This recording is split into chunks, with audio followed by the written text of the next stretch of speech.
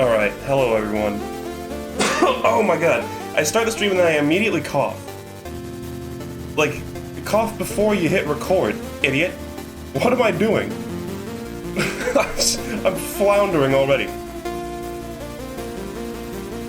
Anyway, this is... Oh my god. I see. I have so much... I have a gravelly throat. I'm gonna drink water. Sorry. Everybody just sit there while I drink water. Sorry.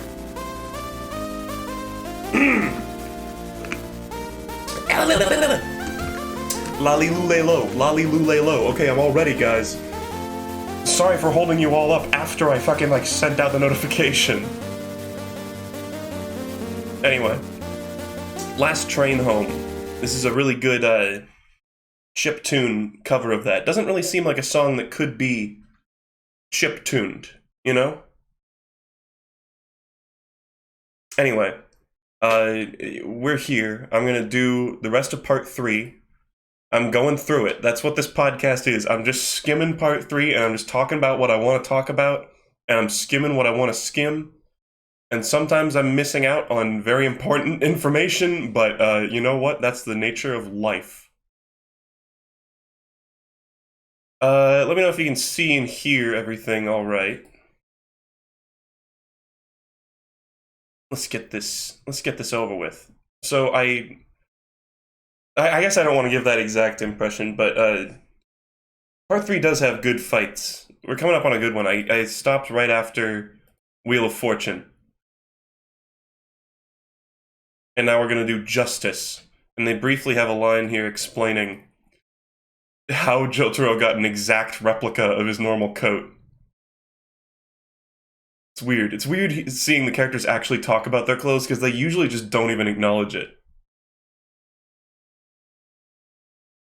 Anyway, so now they're driving. They just whoops the car guy's ass. We're talking about bathrooms more. Another recurring theme. Keep a tally up of how many times piss and shit are mentioned this stream. We got like one toilet joke last stream.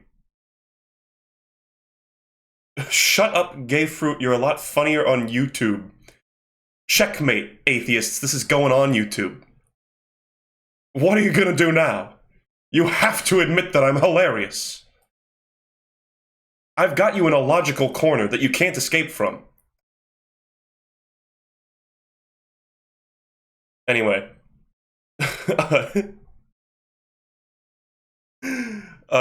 Somebody says they hate the toilet jokes in part 3. It's just ridiculous.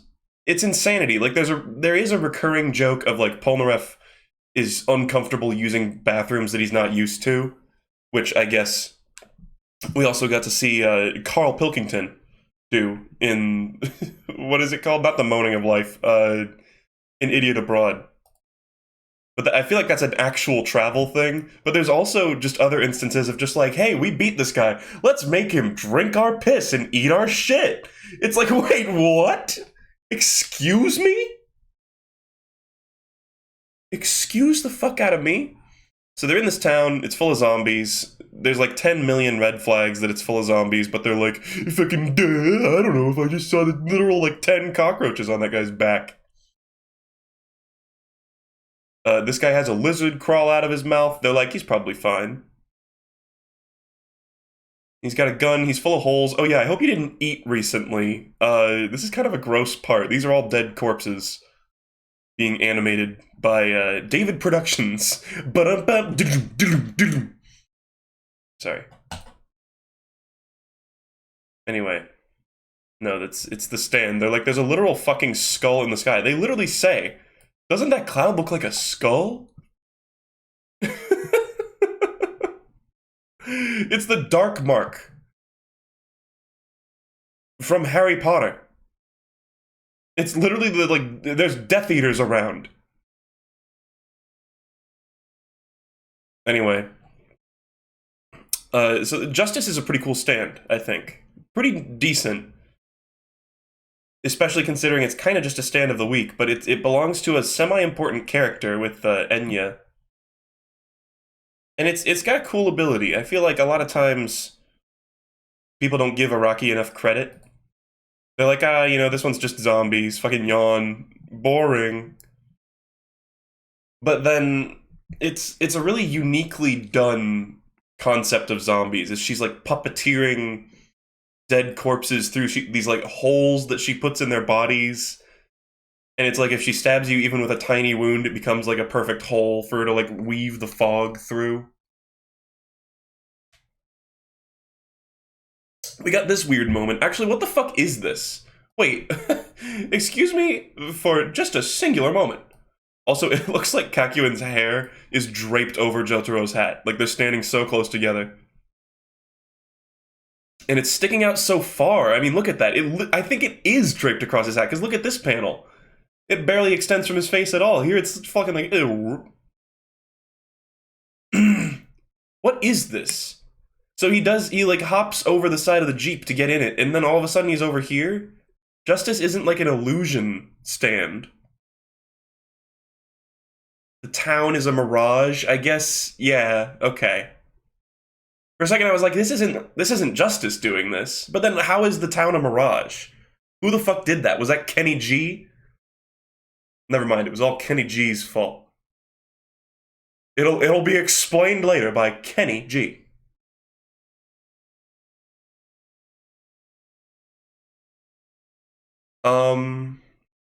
But now this bitch is coming up. I still can't tell if these are liver spots or if those are like the holes that she got.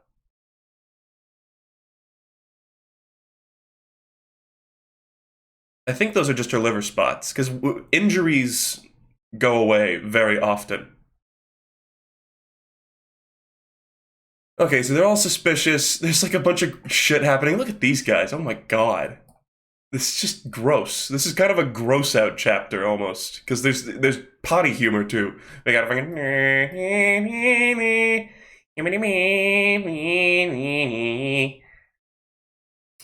oh right, she's got her. There's some good like sort of continuity shit here. Like she has two right hands just like her son, or two left hands or some shit, but she's got one of them wrapped up.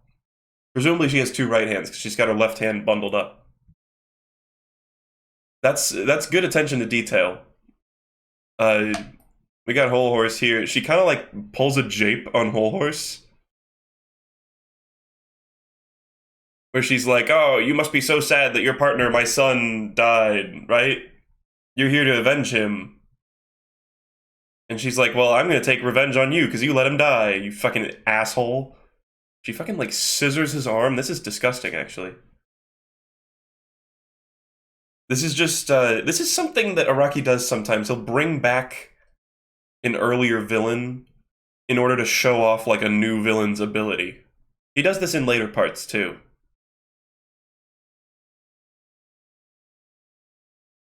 It even kind of happens in Purple Haze Feedback. Mm.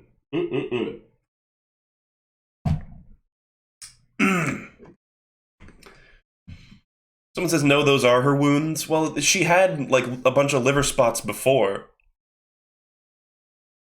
And physical scars go away like that in this in this part especially, even though there's no healer in this part. Fucking Avdol got a bunch of tiny onks carved into his face, and that was there for literally, like, a panel. Yeah, so we get to see Justice. She fucking makes Whole Horse, like, eat his own hand, which is hilarious. But is also kind of morbid, that like that's how she wanted to kill him. Is he was just gonna like reach down his throat and choke himself, I think.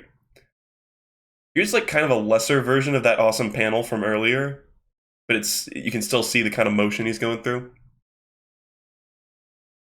Die, you rotten bitch. Why does this feel so disingenuous? Maybe it's the lack of a comma, but then she fucking makes him shoot himself. And look at this. He got shot point blank in the face by his own gun. And later on, I think they say he, like, dissipated his stand before it could do any real damage or something. And it's like, sure. I don't know. It really looked like it launched him across the fucking room and made blood go everywhere. But okay.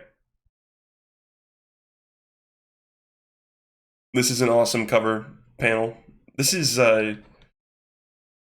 apparently Araki originally planned for Whole Horse to actually join the team, but decided against it at a certain point. I don't remember exactly why, but some people say that this cover page is a relic of that idea.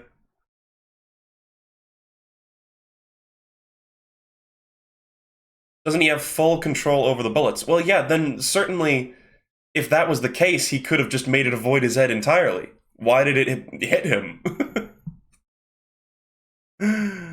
uh... Anyway, now we get this. This scene was actually pretty well done in the anime. It's just sort of a suspenseful thing where Polnareff is a fucking dumbass and has no idea what's going on. And she's sort of trying to, like, comically hide the corpse of Whole Horse. The corpse, open quotes. And then Polnareff starts, like, almost, like, hitting on her. Like, not exactly, but he starts going, like, oh, you can treat me like your new son. And she's, like, cracking under the pressure. Whole Horse is actually alive. Polnareff's like, duh? What's happening? She summons in a bunch of zombies, yada yada. There's really not much to talk about here. Oh, there's a baby penis. Okay, wow, there is a dead baby penis on that panel. Let's get the fuck away from that. Twitch, don't kill me. It's just a comic! Anyway, they get him trapped in the bathroom. He gets cut in the tongue with someone else's, like, sharp tongue, which is obscene. That's so disgusting that he got a hole cut in his tongue by a corpse's tongue. Amazon assassins on the way. What does that even mean? What do you mean Amazon assassins? So now she's got a hole in his fucking tongue and she can make him lick anything, which... just so many bad places where this could go. She's like, yeah, lick the shit off the toilet. Just add another tally mark. Shit and piss. It just happens a ton in this part.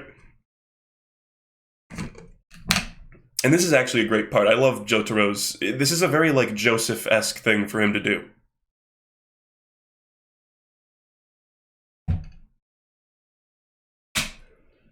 Yeah, this is probably the grossest arc in this part, as far as I can remember. Anyway, Jotaro just kind of, like, badasses his way through this. And he tricks her in a really clever way. They have this fake out. This was really stupid in the anime. Where they had this fake out where she, like, falls on her scissors.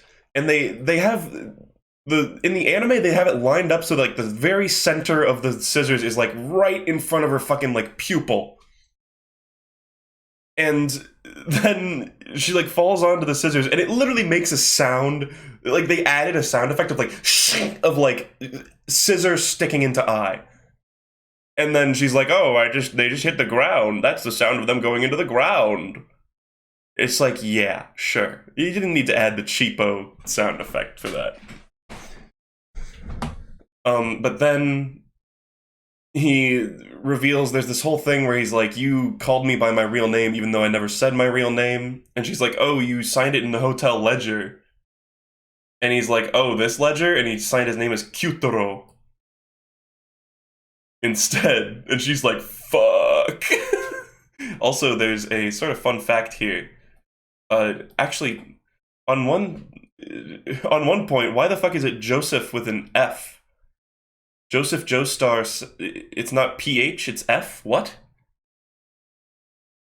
Oh god, yeah, we're gonna have a Lessie. That's true. I forgot about that. I might have to just, like, I'll bring out the censor bar for the entire screen for some of those. Because there is definitely some fucking Polnareff child penis in that. Which I don't even want to fucking mess around with that. But then we got Jean-Pierre Polnareff, and then Tenmei Kakuin, which hardcore fans may be like, why the fuck is it Tenmei and not Noriaki, which is his real name? Oh, is it supposed to be that they all wrote their names wrong just to do this? That was all part of their plan? But Tenmei, I think, was the original name for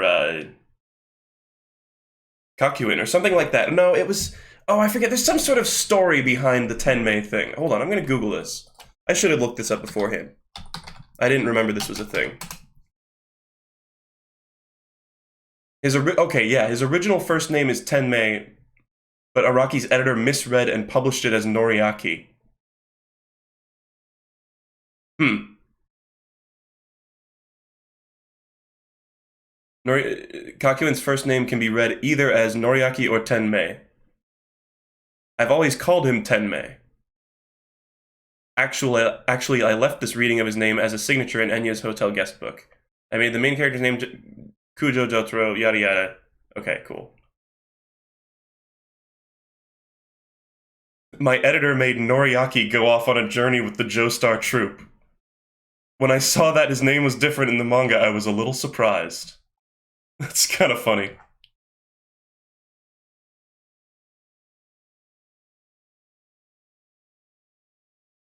Anyway, sorry, we've dwelled on this too long.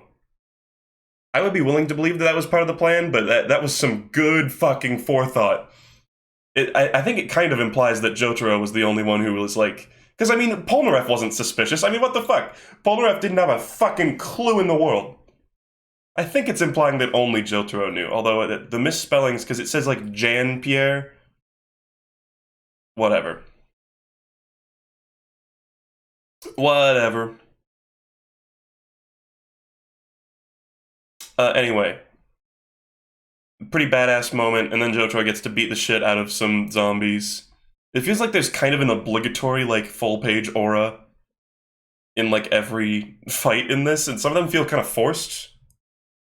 There's the Bebby. The Bebby stabs his fucking leg with its tongue.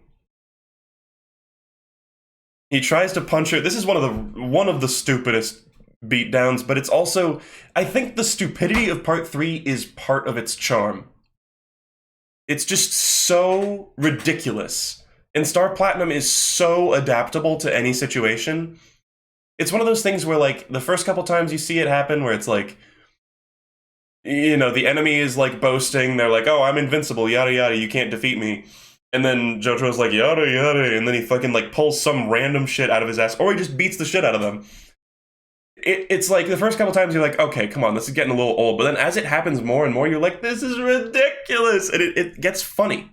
I think it gets funnier as it goes along. So he uses his power of suck on Enya. Well now, looks like her head is full of the fog she liked so much. Yada yada. And then we got fucking Joseph roasting Polnareff for having licked a toilet. Look at this shit. Good faces in this part. In fact, Joseph is losing an eye. Really good.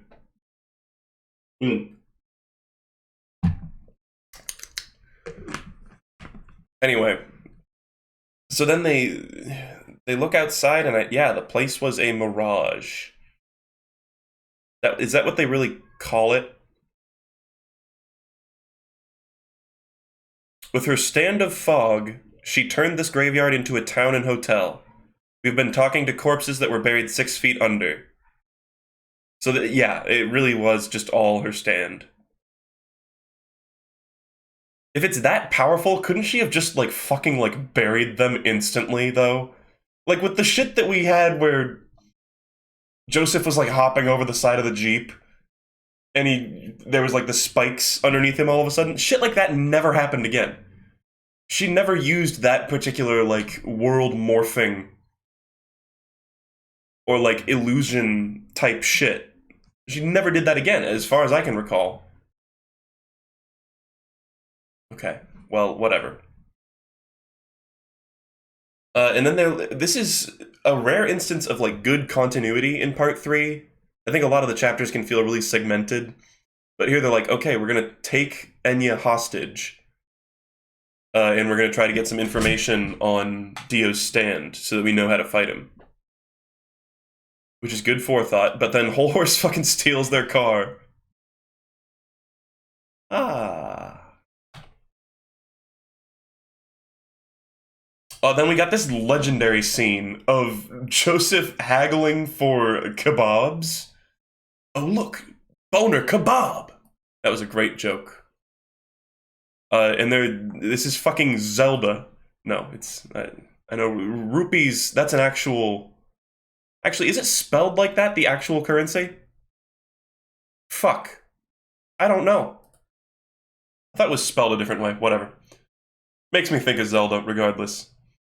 We got this haggling scene.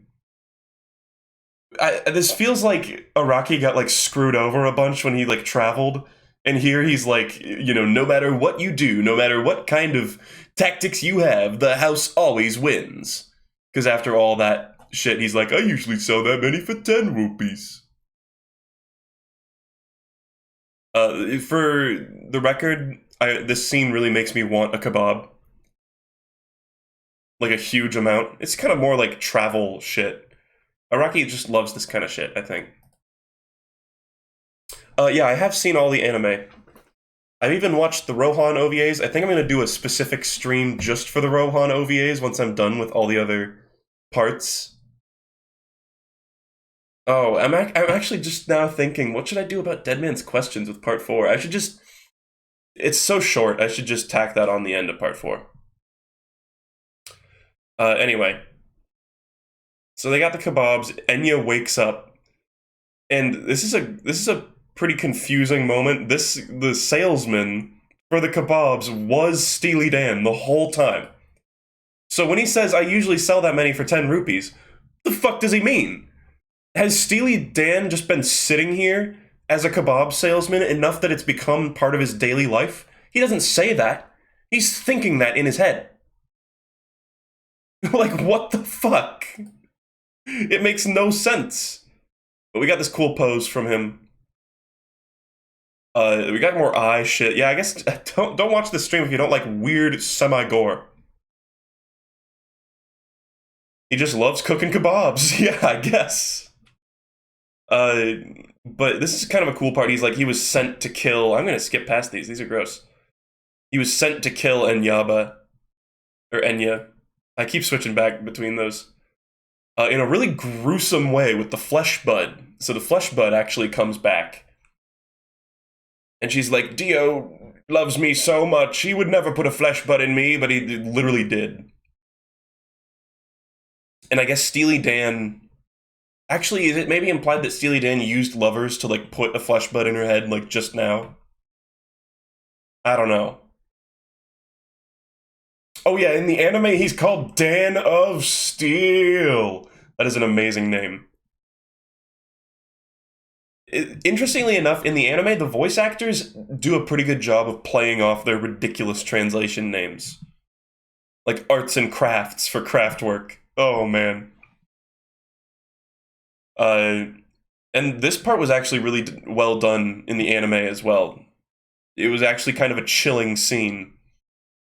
Where Enya's just, like, dying there, and Joseph's like, yo, now that you know Dio doesn't trust you, and you know that, like, your relationship with Dio was a lie,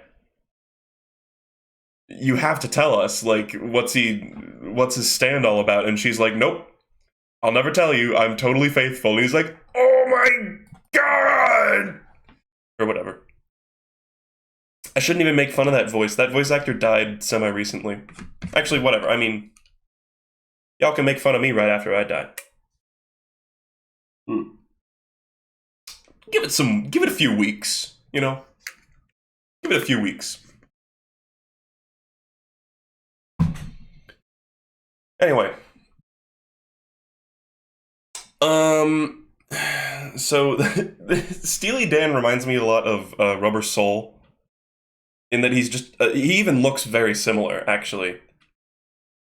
He's just super cocky. He's like, oh yeah, I've already won. You can't beat me. My stand is invincible or whatever. But this moment's kind of funny. His confidence, he kind of gets the wind knocked out of him from his own overconfidence. He's like, you'll never be able to touch me. And then Jojo's like, oh, fucking big if. I'll punch you right damn now. But then they're establishing that there's this weird link between Steely Dan's body and Joseph Joestar's body. When did Joseph's beard grow back? Was it gone? Was Joseph's beard gone? I don't know if I know what you're talking about, chat. But basically, Steely Dan has a tiny little stand that goes into your brain, and it creates like a mental, or like a, it's more than a mental link. It's really weird. I mean, this is the sort of thing that stands are great for, because it doesn't really scientifically make sense. It's like, how could you make this sort of like link between people where one of them gets kicked and the other receives like twice the damage? But that's what stands are perfect for, baby.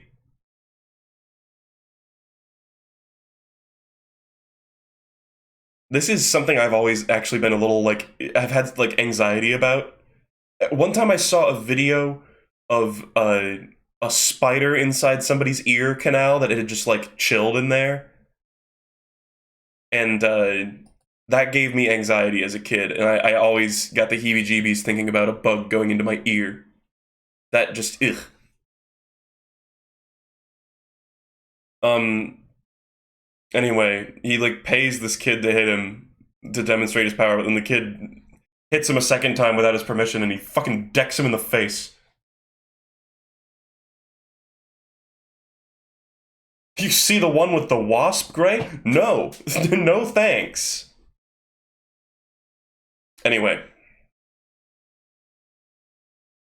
So yada yada, this whole part is basically just Jotaro having to restrain himself, which is sort of a new angle to Jotaro. He's not allowed to hit Steely Dan. And in fact, Steely Dan can be a total dick to him with no consequences, which basically, this arc is like legendary in my mind. Like, it's maybe the actual fight itself is not the best, but this entire fight, you see Jotaro getting just destroyed by Steely Dan and just containing his rage the whole time. And it reinforces this as well. You're just sitting there going, oh man, this guy's gonna get it so fucking bad when Jotaro finally like pulls a victory out of his ass.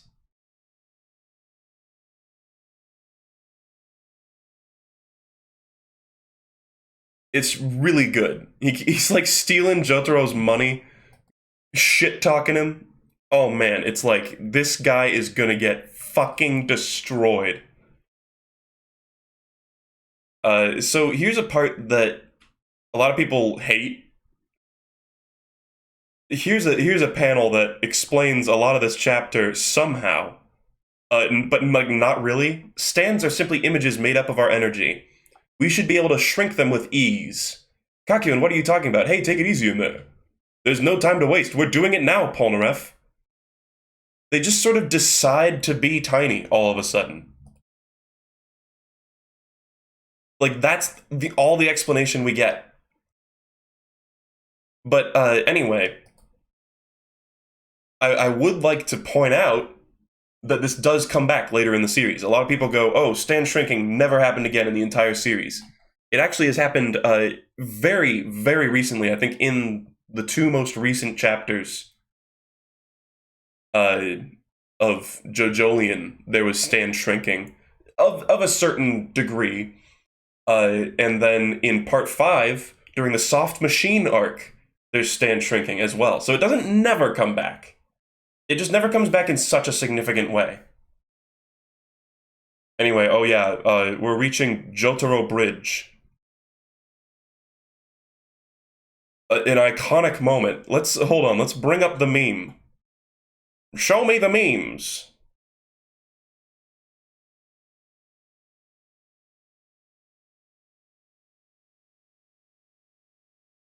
Some things are truly inexplicable. That someone would spend their time and energy to make this, it's insane. But I love this. For some reason, Jotaro Bridge is a meme. It's one of those ones like where it just basically like constant insistence that it's a meme made it become a meme. Which I normally don't approve of, but it is a pretty ridiculous scenario. I think that's what makes it funny.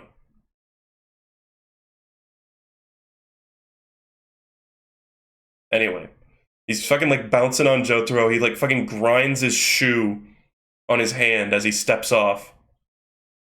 And you're just thinking, oh man, he's gonna get it so fucking bad.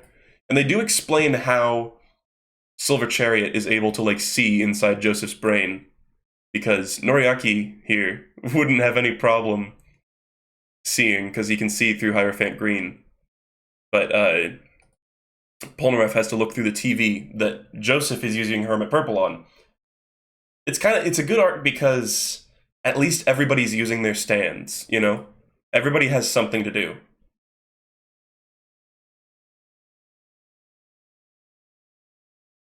Sorry, just double checking that the Jotaro bridge wasn't covering the screen again.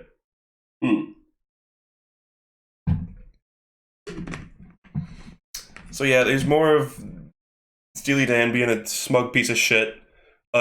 Joseph starts acting like an asshole out in public because he's getting like tickled or scratched or something, and it's like, drawing in a crowd, and they like start throwing coins to them, which is kind of funny. Then we got this fight inside the brain. Lovers itself is not that insane of a stand. I mean, it's kind of a given. This is like sort of a fantasy classic, is the tiny little thing, tiny little bug power. But they try to kill him, then it turns out he's like making clones of himself out of like brain matter somehow, and he also made a clone of, or like a disguise that looks like Hierophant Green somehow, which is kind of funny. And then here's the part, I said it reinforces it. Jotaro starts writing down all of the offenses. I'll make sure you pay for them. I can be forgetful. That's why I'm writing it down. It's such a like badass, it's like a total like Clint Eastwood move. Oh look, the waves actually do show up for Emerald Splash again. Look at that. I don't remember that coming up so much in the anime, but we're like halfway through part 3 right now, and it's still showing up. Admittedly less emphasized.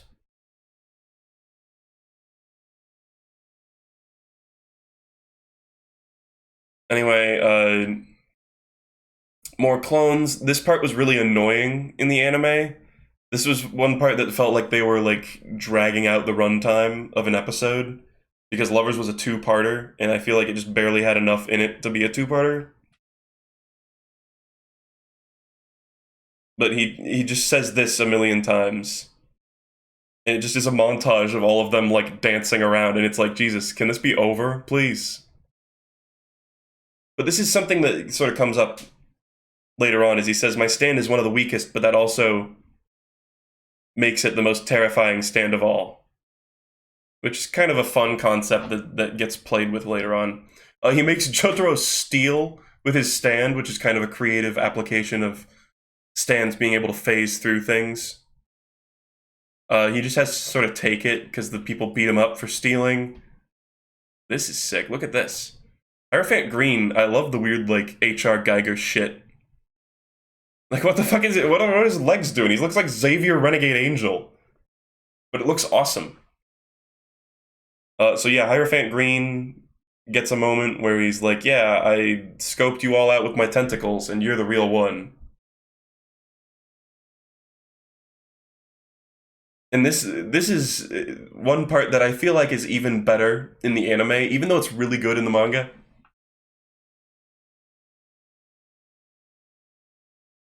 It's just the feeling of like retribution. Jotaro realizes that Steely Dan just got his ass whooped, or got his stand whooped. And then Jotaro just like shits on him. Steely Dan licks his shoes, he fucking pulls on his hair, he fucking stabs him in the face. I mean, we haven't got to that yet. He crushes his stand in between his fingers. Don't we, I think in the anime it shows that, like, Star Platinum has fingerprints, which I always felt like was a weird detail. But, like, sure. Why not? He crushes his stand, breaks his arm and leg with his fingers, Which this whole dynamic, I mean, the whole arc was just so clearly setting up for something like this, and it's so satisfying when it isn't a fake out. In fact, they tease the idea of a fake out. Like, Jotaro goes, I guess I'll take your arm and leg as payment. You swear you'll never fuck with us again. He's like, yeah, whatever, man. But then, of course, immediately, this is another beat that's very similar to Rubber Soul. He's like, you fool. I possessed this little girl. But then he's like, nope, Kakyoin actually wrapped his tentacles around you, and you can't move for some reason. Have they ever established that if your stand can't move, you can't move? I guess, yeah, I guess they have. But he's like, I'm gonna fucking stab you, or if you turn around, I'll kill that little girl.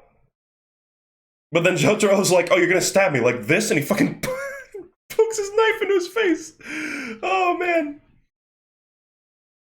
It's all set up to just make Steely Dan completely fucking powerless at the end. Which it should feel pathetic, and it should feel like Jotaro's being cruel right now. But they've established so hard that Steely Dan is just an irredeemable piece of shit. So you get another Jotaro speech. This was really well delivered by Matt Mercer in the anime. If you ever want to see a good example of his performance, check out the Steely Dan beatdown. You truly are the lowest scum in history. That's like a famous quote. The debt you owe can't be paid with money. And then we get fucking really 4 pages of him getting the shit kicked out of him, which is just amazing. And it's basically just 30 solid seconds of Ora Ora in the anime. It's so fucking good. It's so extra and it's so ridiculous, and the whole receipt thing is so ridiculous and goofy and hilarious. This is a defining moment of part 3 for me. It's so good. It's 3.5 pages. And this is something that Araki will later go on to top himself with other parts. And there's other great beatdowns, but he tries to go for even more length later on. It's so good. It's just in the anime, right when you think it's done, you're like, okay, surely this is it. He just punched him for an extra long period of time, but then he's like, nope, and then he just keeps going. It's so amazing. It's so good. And that's it. That entire character was just complete, catharsis arc, which is, it's very memorable. Anyway. Now we get the sun. We go from one of the best arcs to one of the most hated arcs. This one, I think, is more hated because the anime really dragged it out. That was another part where they felt like they were kind of stalling for time. I'm sorry, I'm burping like a gross, disgusting man. I need to take a drink.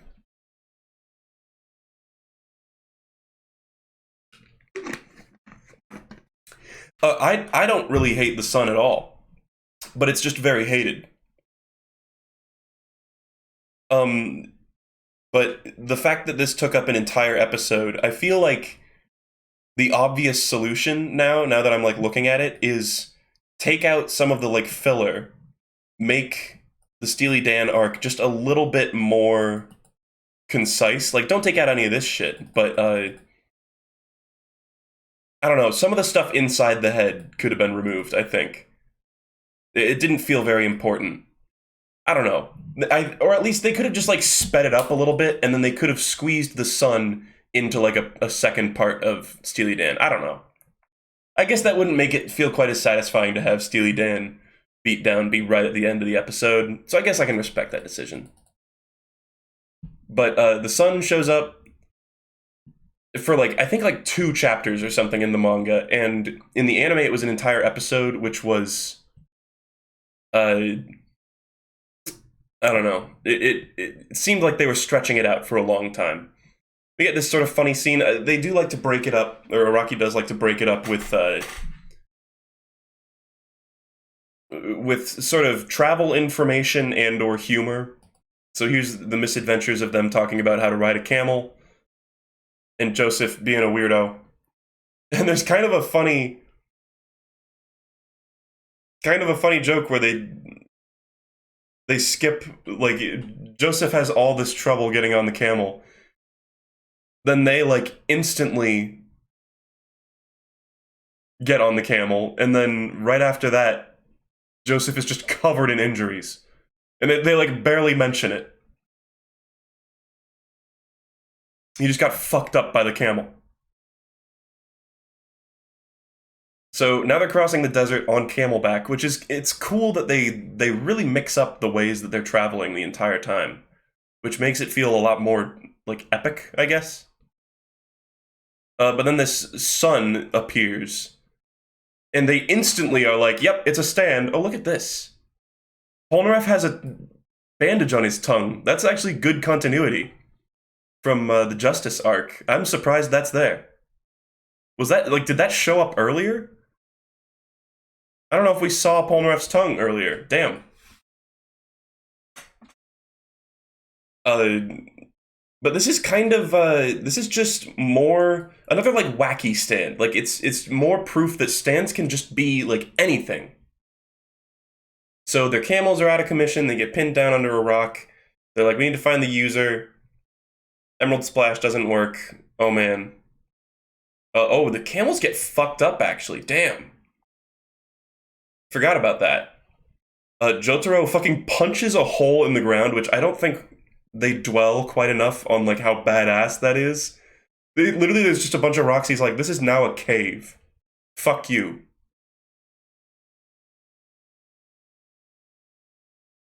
So they have no water. I think the binoculars also get destroyed.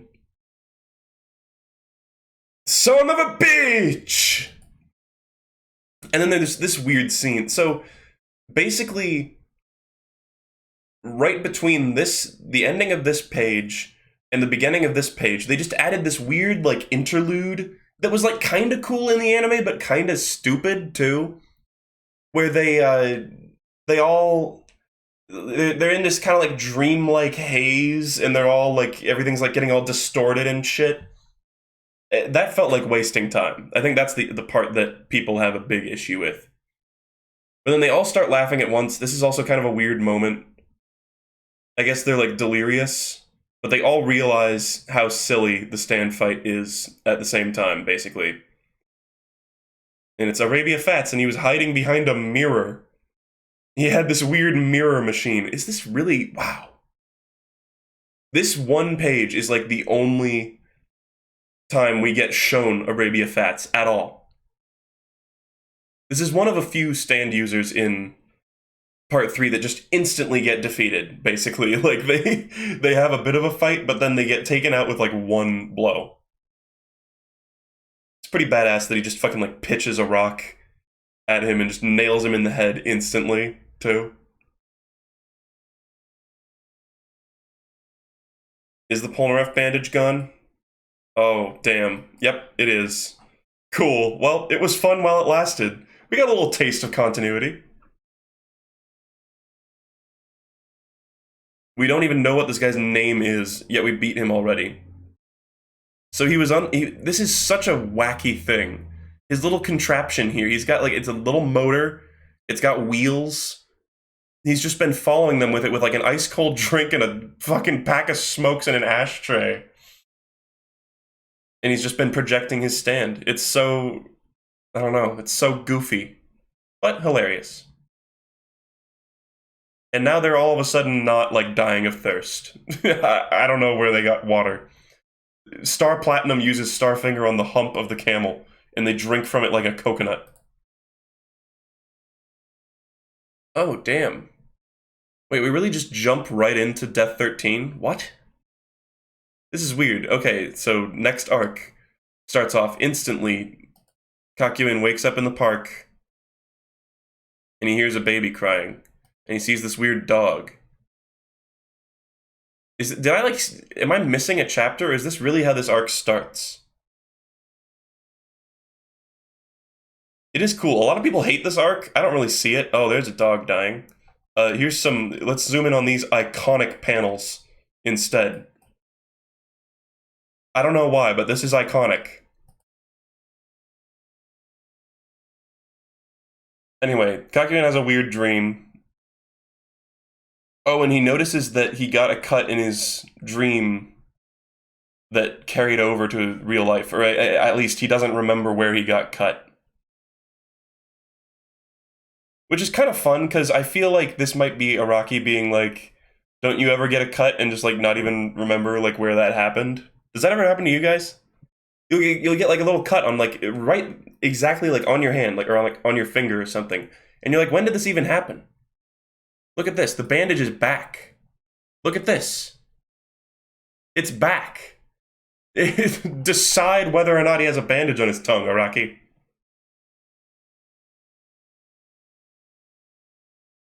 I think you're reaching. Araki bases a lot of. I mean, a lot of the stand concepts are based off of like basically Araki's shower thoughts. He talks about it a lot in his commentaries, and this whole arc just feels like it's themed around not quite being able to remember what happens in a dream and sort of that mistrust of your own senses. I think that's not a stretch at all or a reach. Anyway, yeah, so now this is the baby stand arc. This feels kind of forced. They're like, this baby is here, and we're trying to like transport it so we can, because it's sick. He swallowed the bandage and then spit it back up. And this baby is like a fucking vampire too. Like, what are these teeth? Tell me those are human teeth, and then I'll slap you in the face and tell you that you're a liar. Oh my god, we're not even in Egypt yet. How long is this part? This might need to be a 3-parter like podcast. Anyway, baby shows up. They're like, okay, sure, yeah, let's take it with us because this is the only plane that we can use, and we'll just transport it. And this lady's like, oh, that's not actually my baby. He's disgusting. He's got fucking vampire teeth.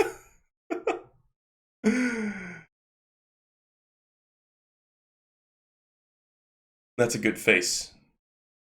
It's so cartoonish. Some of the side characters are so goofy. So this whole arc is basically, oh, look, the bandage is back inside the dream. So shit keeps happening in dreams. Look at this. Ah! Ah! Ah! Ah! Ah! I'm not gonna let that slide. That's one panel difference. And look at that, it's gone again. Oh, oh, oh. Anyway, we keep seeing this dog get fucked up. Oh my god. Death 13 comes out of it. And they learn that they can't use their stands in this world. Polnareff gets woken up by, like, Joseph being like, hey, the baby shit itself. Oh, wait, are we gonna need to... Hold on, I'll get out my sensor bar. Just in case. There we go. I'm gonna scope it out. Yep, there's a baby penis. Okay. There's also shit. You see a open diaper with shit. Just trying to give you guys the full experience. The Araki intended experience. There we go. There we go. It's actually foreshadowing. What if I told you that the poop diaper is foreshadowing? Seriously. So here's the 4th plane crash of Joseph's life, which we get to see sort of how absolute Death 13's power is in the dream world. It starts doing creepy stuff to him, even though it really could just kill him. It really could just fucking kill him.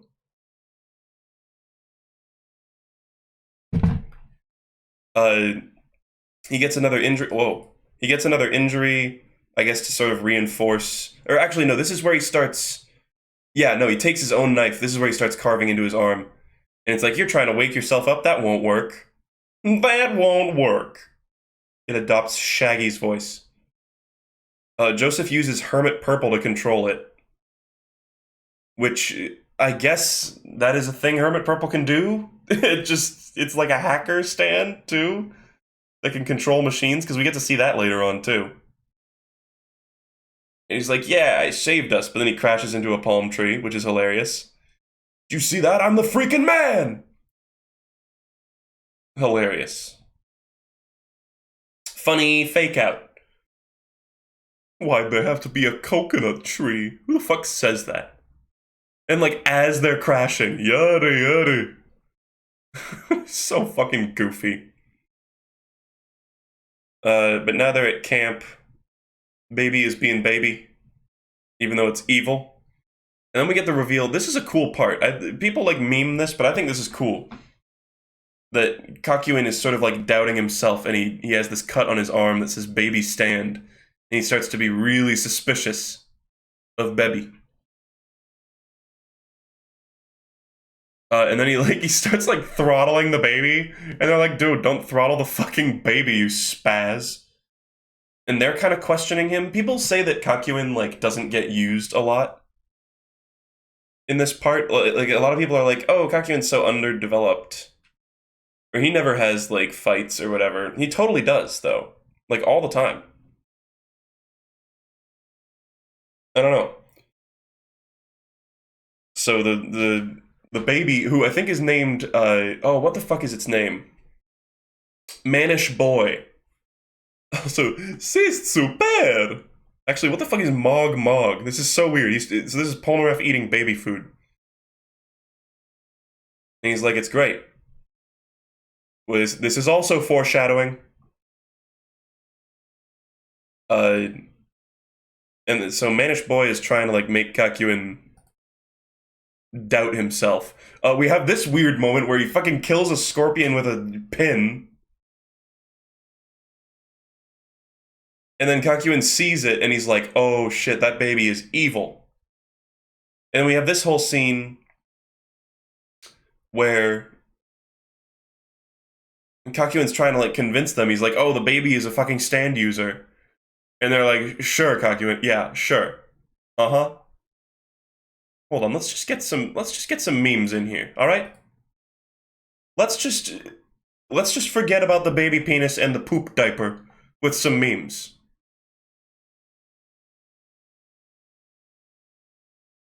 These are some good ones. I like these. This one makes me laugh a lot, actually. I don't even know what it is. What the fuck is that face? And the detail of Speedwagon being written on the wallet, amazing.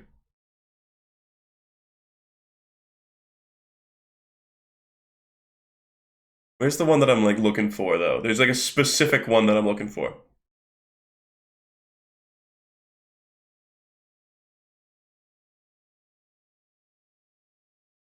Here it is. I guess this meme's been pretty played out at this point.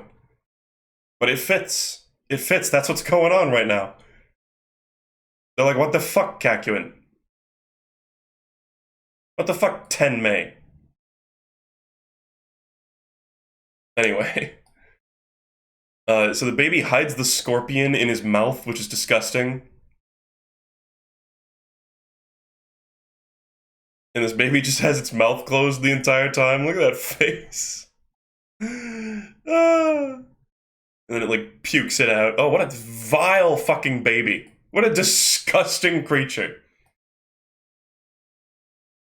Then everybody wakes up in the dream world, and then all shit breaks loose. They're totally at the mercy of this baby. And now Araki's like, oh, fucking yeah, I can make a bunch of goofy shit happen. Hell yeah. So Polnareff's hair goes crazy. Joseph's giant hand his metal hand goes crazy. Jotaro's chain like chokes him. This is a world with no rules. Oh, this part's kind of whack. This is kind of an awesome moment because they're like, oh, you can't summon your stand in the dream, but then Jotaro's like, Star Platinum! And fucking Star Platinum actually shows up, and they're like, oh shit, is this just gonna be Jotaro pulling this victory out of his ass for like no reason? It's like he has enough willpower to just bring his stand in anyway, but no, it turns around and starts fighting him instead. And then starts just acting like a total dopey dumbass. That's kind of a cool fake out, because you could totally believe that, like, Jotaro would be so overpowered that he would be able to just summon his stand in the dream world anyway, you know?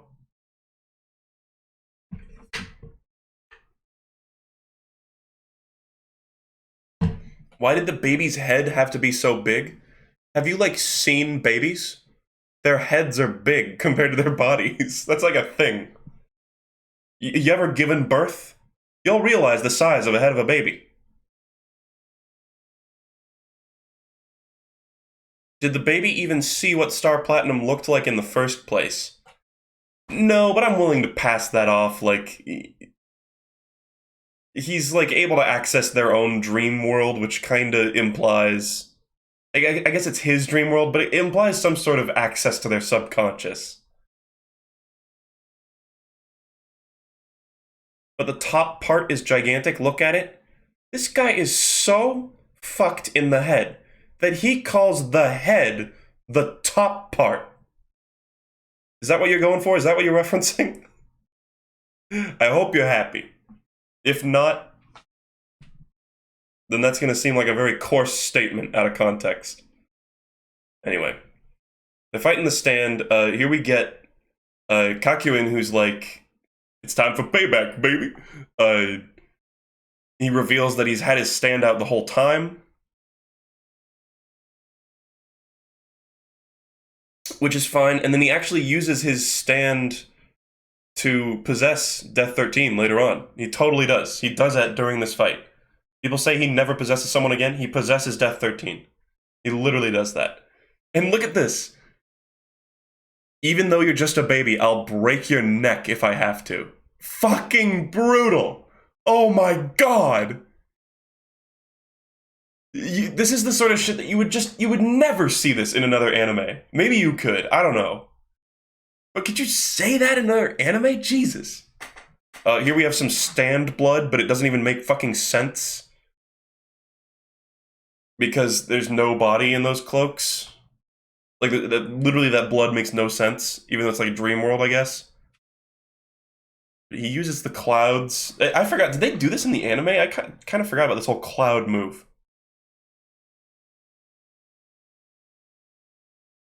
Oh yeah, and he has a, I haven't mentioned this yet, but he has a catchphrase, lolly ho, which, I mean, fine. I don't know what the fuck that means, but it's just sort of a childish, like, exclamation, I guess. So the cloak is just for show, so it was like, oh, I can just cut through the cloak and slice Kakyoin in half. It lights up a fucking cig.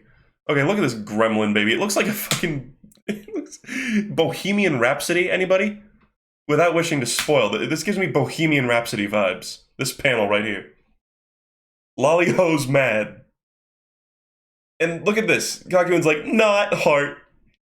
And it turns out he's fine. He was just pretending to be fucking dead. What a badass. So, yeah, he invades Death 13. It's completely in. Gross. Basically, Kakyoin gloats a little bit, and then they get up in the morning, and nobody realizes what has happened except for Kakyoin, because they all forgot. But Kakyoin, for some reason, remembers.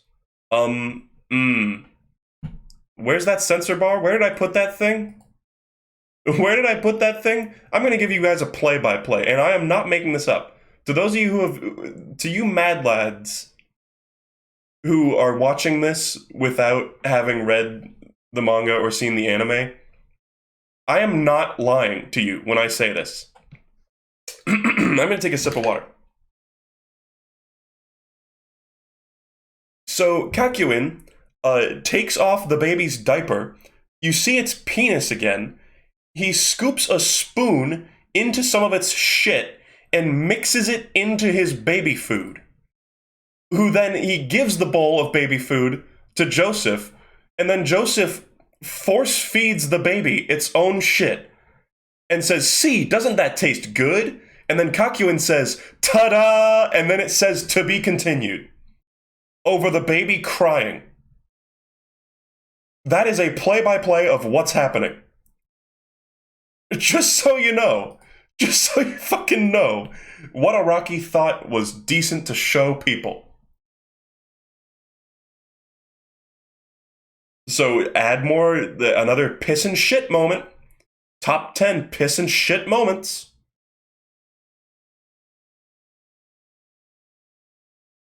That's how they get rid of that. Like, that stand user never comes back because they literally force-fed it its own shit. Oh, and I hope you're ready for more. We're on the judgment arc, baby. It literally, like, this arc also ends in, like, scat, basically.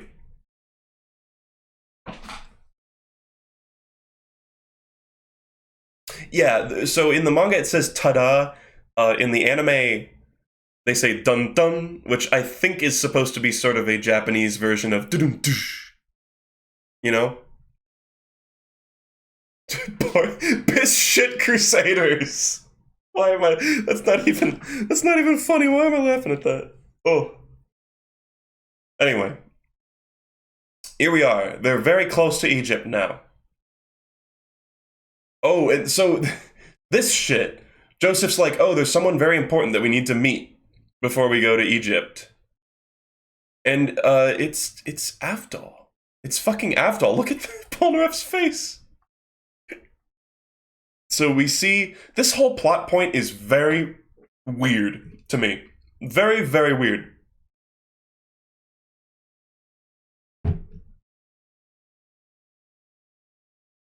So this guy shows up, and we learn later that this is Avdol, just disguised as his own dad? For some reason, because he's like, I didn't want to arouse suspicion. But then surely wouldn't you just disguise yourself as someone entirely different? Anyway, this is an amazing part. His chickens are named Michael and Prince. As in, like, Michael Jackson and Prince, which is hilarious.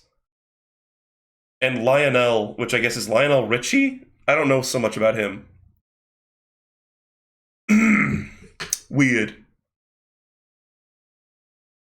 So, yeah, at the time, we think this is Avdol's dad, and we think that this is Joseph going to, like, tell him about Avdol's death. And it looks believable, because it's like, he looks different, but it also could be Avdol's father. And then they get this more of this shit. We got Joseph continuing to pretend to Polnareff that Avdol is dead. And I know they kind of explain it later, why everybody is pretending to Polnareff, but it really is just contrivance in order for there to be a plot twist later of Avdol showing up again.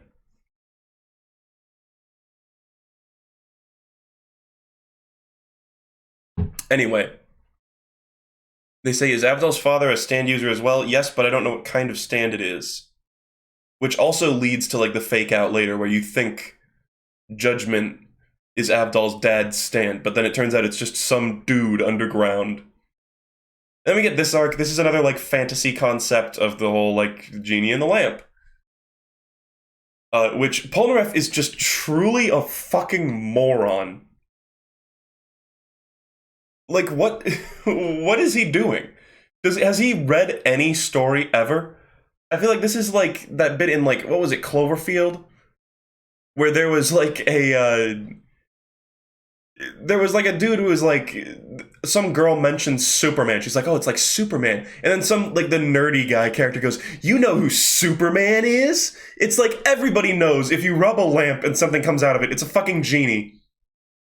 Like, you find a lamp on a beach, and you're like, oh, I'm gonna rub this, but not with the intent of it being a genie, just because it's got some stuff on it. Fucking idiot. So this is a stand, this shows up, like, later when Polnareff gets mentioned again, they always, like, mention Judgment, too. It's really weird.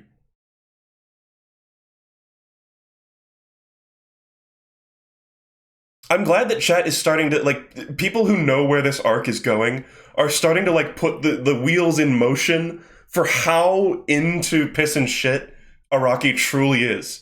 I'm glad people are like realizing this in full because it's rapid fire. It just keeps happening. So Judgment, kind of a cool looking stand. I don't know. It's kind of pretty forgettable arc, to be honest, even though it has Avdol's return. It's like, yeah, give me your 3 wishes, yada yada. He tries to fight it and he can't. It says "Hail to you," which is a really weird catchphrase. I feel like that's something that didn't translate very well. But basically, just like standard genie shit. At one point, Polnareff is like, I want to be a cartoon artist. And look at this. Tell me this isn't like some, like Jim Davis looking shit. These are like Garfield characters. And he says, I want to build Polnareff Land. And in the anime, they actually show images of Polnareff Land, which is hilarious.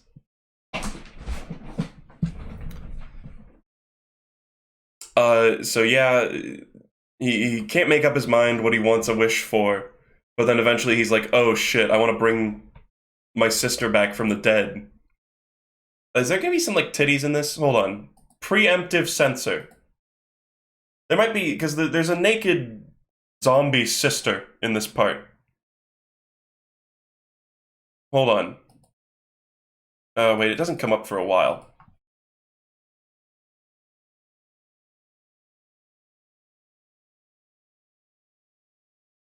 Here we go. So here's some shit in like reads. This is kind of a spooky part. It's like, is this implying? It seems like all of the things that Judgment gives you come out of the ground. Like the treasure earlier came out of the ground too. And then these people that Polnareff wants to bring back are also coming from the ground. Okay, so she's definitely naked. Listen, I'll do it on reaction if there's any like titty. I think we can handle it. This is a fucking awesome panel, actually. I don't think I've ever seen this. Or if I did, I didn't dwell on it. What a cool panel. This is like some Rainforest Cafe shit. Oh, right. It establishes that everything was made from mud. That's true. So he brought his sister back, but she's like a horrifying zombie. And she's also really like depressed, I guess. It is a powerful scene because we get to see more development of Polnareff's relationship with his sister through this stand's abilities, and then we sort of get to see him get undercut by her fucking like biting the shit out of him.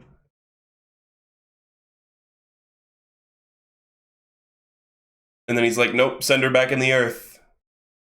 And he's like, nope.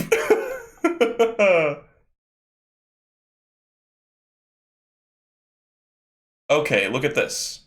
He actually mentions it here. I can grant the wishes people hold deep within their hearts and give them form from the dirt of the earth. I must have missed that line somehow. I forgot that he actually says that. So this is classic genie shit. He's like, you're hubris. You wanted to bring people back from the dead, but you were a dumbass. And he's like, oh yeah, you also wished to bring Avdol back. So he's here too. And we get this weird, like, zombie clone of Avdol, which isn't really a zombie at all. But just sort of formed from Polnareff's perceptions. This is some heavy gore, too. Very close to nudity here, but I mean, we're fine, right? Is everyone fine? Now, oh no, now we know what a naked body looks like. He's out of wishes, and he's getting fucking eaten alive by his sister and Avdol, which is insane. And then we get an amazing moment, the best part of this arc, the real Avdol showing up to kill his like zombie counterpart. And just destroying everyone. There's another severed hand, by the way.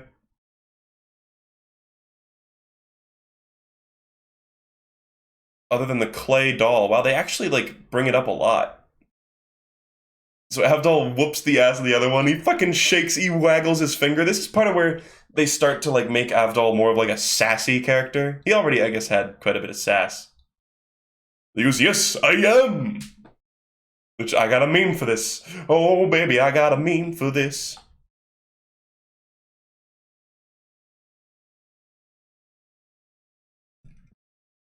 Hold it. Hold it. Wait, where the fuck is it? Shit. Do I not have it? Oh. Well, never mind. You're never gonna know what it is. You're never. Oh wait, no. Here it is. This is a good one. I like this meme. Anyway, so Avdol comes back. He's got a bandage on his forehead, so I guess it's fine. He's got like a bullet wound. Awesome pose. I'm not sure what the like shaking the thumb up and down means, but it sure is cool. This is badass. They play his like cool song in the anime. It's pretty well done in the anime. So they say, let's take a closer look at this. Because I was stabbed in the back, for a moment my face was looking up. Thanks to that, the bullet just grazed me. It only scratched my skin and skull. It never reached my brain and wasn't a fatal wound. But I did completely lose consciousness. It just hit his, like, brain off switch for a second. The third wish came true.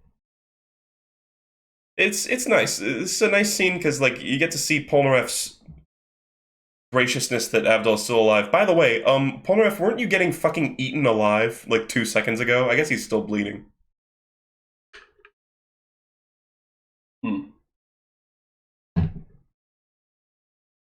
Look at this. Avdol says bad news in English here. I like those little moments. It's like, hey, baby!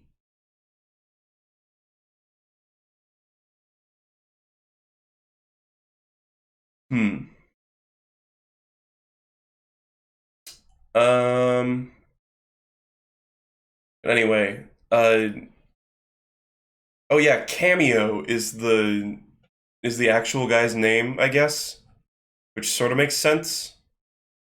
He tries to escape with the information that Avdol's still alive, which I guess it's fine that they were being careful about it, because the instant it came out, the guy on the island was like, oh shit. But then look at this is an awesome moment. He goes, Avdol, you get 3 wishes.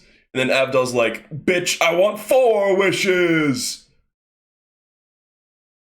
And then he sort of has like a speech where he's like, my first wish is for you to scream in pain.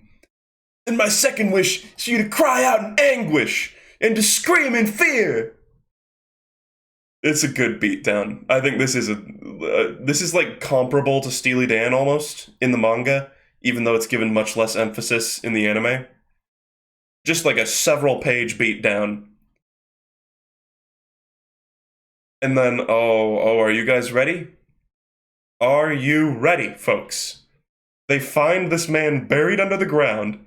They figure out that he's got a breathing tube, and they're like, instantly, they're like, let's fucking, like, screw with him, man. So they, like, poke their finger in it, so he can't breathe. They fucking pour dirt, sand, spiders, ants, and matches into it. And then Avdol's like, I do believe Mother Nature is calling. And you're like, oh no! Piss and shit. Piss and shit. It's so good. It's the rule to laugh and piss at the same time. Laugh, Polnareff, laugh! And they kind of imply that he maybe got like mild brain damage from, or like his personality got altered from the gunshot wound. Oh my fucking lord. He hasn't even been alive for 1 arc and he's already pissing. So it's 2 arcs in a row. They beat the villain and they're like, now that they're at our mercy, we're going to put our bodily fluids in their mouth forcibly. Like, sweet Jesus. And my 4th wish, not to listen to any of your wishes. And then they, like, I don't know, cartoonishly roast him. Dun dun. And that's it. That's how, like, oh man, these some of these stand users really don't get any screen time. So many of them show up for like 2 pages just to get the shit kicked out of them, or the piss pushed into them. Yeah, this is a pretty. This is a lot funnier, I think, than the shit eating, because the shit eating is just gross. Like it is funny, but I think this one's funnier because of Avdol's like attitude toward the whole thing. Anyway, then Polnareff's like, "Oh yeah, Avdol's alive," and they're like, "Okay, cool." And he's like, "Wait, you fucking assholes knew the whole time?" And they're like, "Yeah, it's because you're such an idiot, Polnareff, and you would have blabbed immediately if you knew." Okay, and now, oh, we're so close. Oh, we're close to the battle in Egypt. We're almost to the point where the anime considered it the halfway point.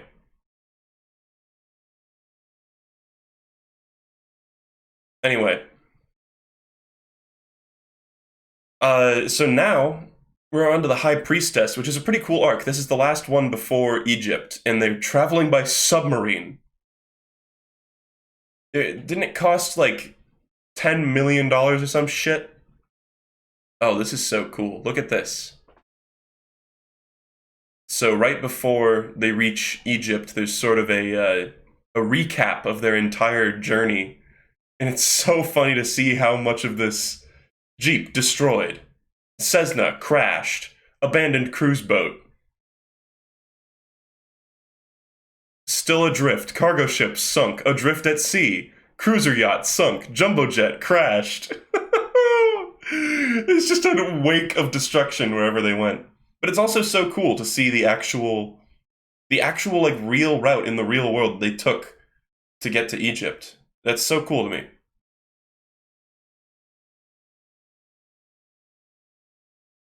Yeah, in the anime it is a yellow submarine, funnily enough, which is interesting because it's pretty distinctly like multicolored, at least in the manga. You could argue that this was just something done by the colored team, but kind of funny. Hold on. Tried to roll my chair forward, and it was stopped by a cable. Anyway, oh man, am I gonna be able to finish? Here's the part where I consider if I want to go for like the long haul and finish this entire part during this stream, or if I want to like cut it off here. I think I'm going to stream Fallout New Vegas soon, by the way, guys. I know this is not JoJo pertinent, but I think a Fallout New Vegas stream is very imminent. Maybe this weekend. Because, I don't know. That's like the one Fallout game that I've really enjoyed. And played quite a bit of. And I kind of want to go play it again. Um, alright. You can see the coast of Africa. So now we got the High Priestess. High Priestess is actually a pretty dope stand. We get to see quite a bit of it too. This is kind of reminiscent of The Thing, almost. Oh man, it chops off his hand. Another severed hand. I think I missed that in my like compilation. But yeah, we get the High Priestess. Kind of a cool looking stand. It's scary looking. But it's your basic like anamorph, or like it can turn into anything, basically. It's like anything inanimate it can turn into, which makes for sort of a horrific setting in a submarine, or a horrific fight.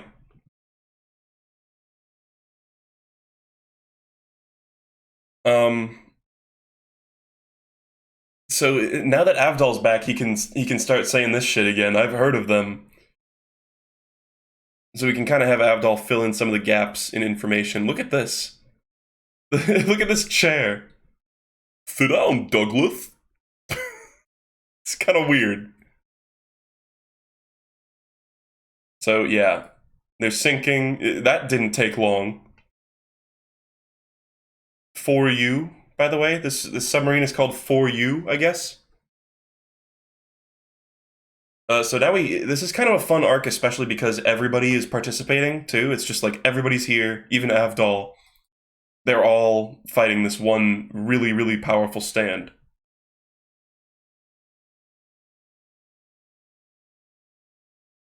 Very expensive tarot, Douglas. So the High Priestess is just like japing them all over the place, saying Vigi and all that good shit. Jotaro catches it and starts crushing it, but then it turns into razor blades, which is kind of or turns into a single giant razor blade, which is kind of clever. Just a lot of like good applications of this ability in this arc. There's really not a lot to say about it though, honestly. It's just a good arc. It's solid. Yeti, yeti. Then we got, look at this. I forgot about this. Just a little bit of information on scuba diving, I guess. Because Joseph's like the only one who's scuba dove before. It's weird. So they explain scuba diving, yada yada. This is a joke in the anime that completely passed me by, but this is a pun. This is something that Part 7 fans might recognize as something that Gyro does. But it's sort of a hand symbol pun wordplay thing. To see means miru in Japanese. The sentence then becomes pantsu maru mi. It's a very... I don't even want to go through this. It's just kind of beyond my comprehension. The sound effect for clapping is pan. Two is read as su. And circle is maru. So it all becomes pantsu maru. Very weird. But in the anime, it just happens. He just, like, does it. There's no explanation. It's just seen as, like, complete nonsense if you don't know what's going on. Because Kakyoin still says, I can see your underwear. And they still do this weird, like, fist bump thing.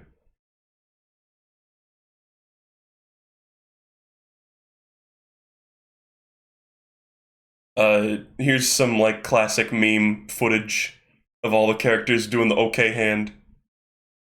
And then High Priestess fucking with them again. It turned into Polnareff's, like, regulator and is going into his mouth. I forgot about this. Holy shit, Polnareff. Are you okay? And then there's this weird part where Hermit Purple and Hierophant Green go up his nose and, like, into his body. Is this stand shrinking? It kind of almost feels like it, and then they just, like, tie him up and... it's so uncomfortable to look at. Oh, God. Turns into a harpoon gun. And now they're swimming out here, and it's kind of... It's like, okay, so... The harpoon gun was inside the submarine. In the anime, I think after it, like, bangs off of the door, we get to see it, like, start to transform right before it cuts away. But it's like, what did the harpoon do? Because they swim directly away from the submarine. And then, like, instantly, there's this thing that's clearly a nose. I mean, name one person who sees this and isn't like, that's a nose. And, it's already in front of them and, like, buried in the ground and absolutely fucking massive. I kind of don't know how that happened, but, whatever. This font is called Hobo STD. Look it up. That's what it's called. So this stand is insanely powerful and versatile because it can become fucking huge. I guess, yeah, it's more powerful too because it's close to the stand user. So we see a tiny bit of her, I think, up on the shore from below, and then, or maybe that was just in the anime, and then we get to see her like body on the ground later on. They try to trick her. Jotaro's like, "Oh, you could be my kind of girl. I'm falling for you." And everybody else is like, "Oh yeah, she's great. Oh yeah, so elegant. She sounds like Audrey Hepburn." And then she yells at them in Hobo STD. And this is basically a ripoff of Finding Nemo, a movie that came out way after this, where she's like trying to eat them. She fucking chomps Jotaro.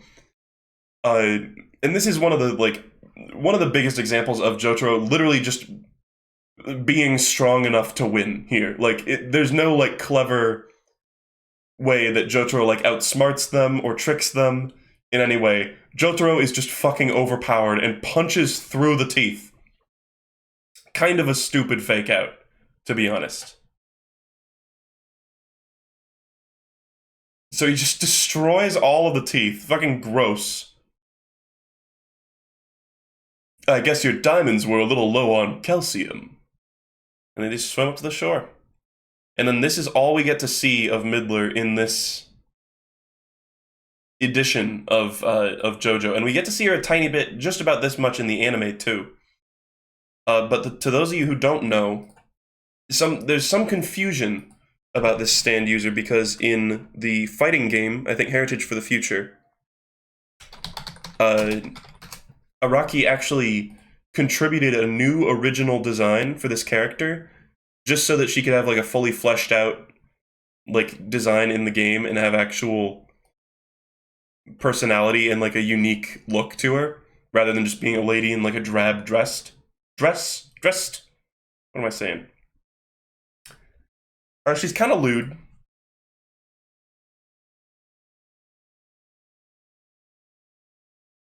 Kind of lewd. Prepare yourself. But she looks like that. She's like starfish themed. Which, if only she'd been dressed like that, Jotaro really would have fallen for her. Censor it first? Second, we're all adults here. That's patently not true, but I can just say that. But yeah, so Midler does have a character design, and she does have like cool, unique moves. She like makes a car like sprout out of the game in the fighting game, or out of the makes a car sprout out of the ground. That's what I'm trying to say. I mean, if you can watch The Little Mermaid, where there's like a shell bra, you can see a starfish bra. But yeah, so she didn't really have a design. Like, she shows up for such a small period of time in this. And they go, no, don't look at her because her teeth are all busted up.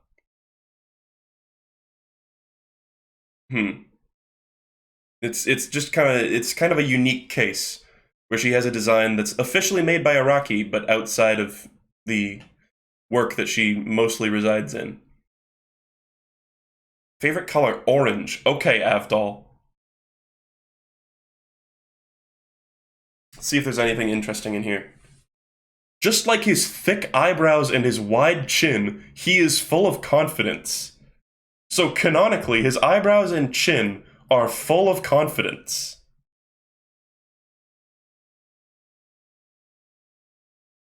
Okay. Not a whole lot in there. So now, oh my god, we're in Egypt. Should I take a break? I'm going to take a little break. It's been exactly like an hour and a half. I'm going to take a little break.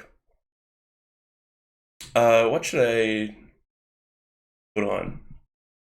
I'm going to take a little break, guys. I'm going to take a little BRB. I know we just got a bunch of viewers, but I kind of have to pee. I'm going to take a little break. But the stream is not going to go down. This is a BRB. There we go. Let's just put this up. Or hold on, I'll put up a message too. I'm just going to take a quick little break, just like gather myself, and I'll be right back, and I think I am going to plow through the rest of the part. Alright? Alright, hold on, I need to change this.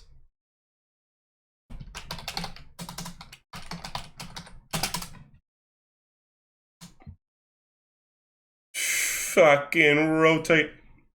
Okay. I'll be right back, guys.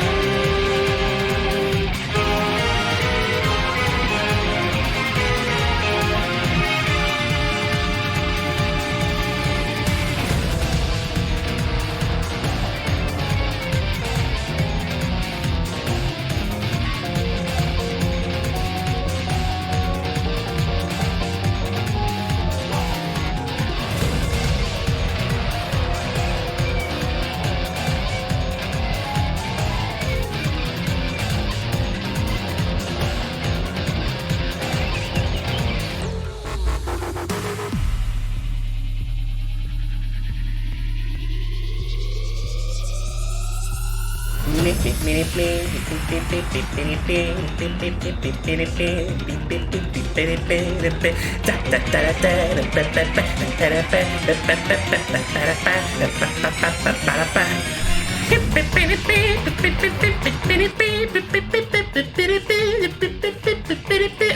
that's enough of that.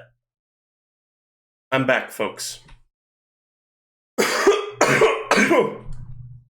Oh, I laughed while I pissed. Don't worry. I threw my head back and I was like, I laughed jollily. Jollily. Okay, get this out of here. We're back. Egypt. We're finally here. So this is something where in the anime, part 3, to those of you who don't know, was split up into sort of 2 seasons. It was just, the first part was Stardust Crusaders, and it was everything from the beginning up to High Priestess. And then when they finally reached Egypt, they I guess there was a break in when they were releasing the anime. So at the end of High Priestess in the anime, there's a bunch of there's that kind of recap panel that we had. You guys remember. But that actually got incorporated into the anime, which rarely those information pages actually get incorporated, but there it was sort of like a recap of what's happened in the part so far. And it was just sort of to make the High Priestess episode feel a little more conclusive, I guess.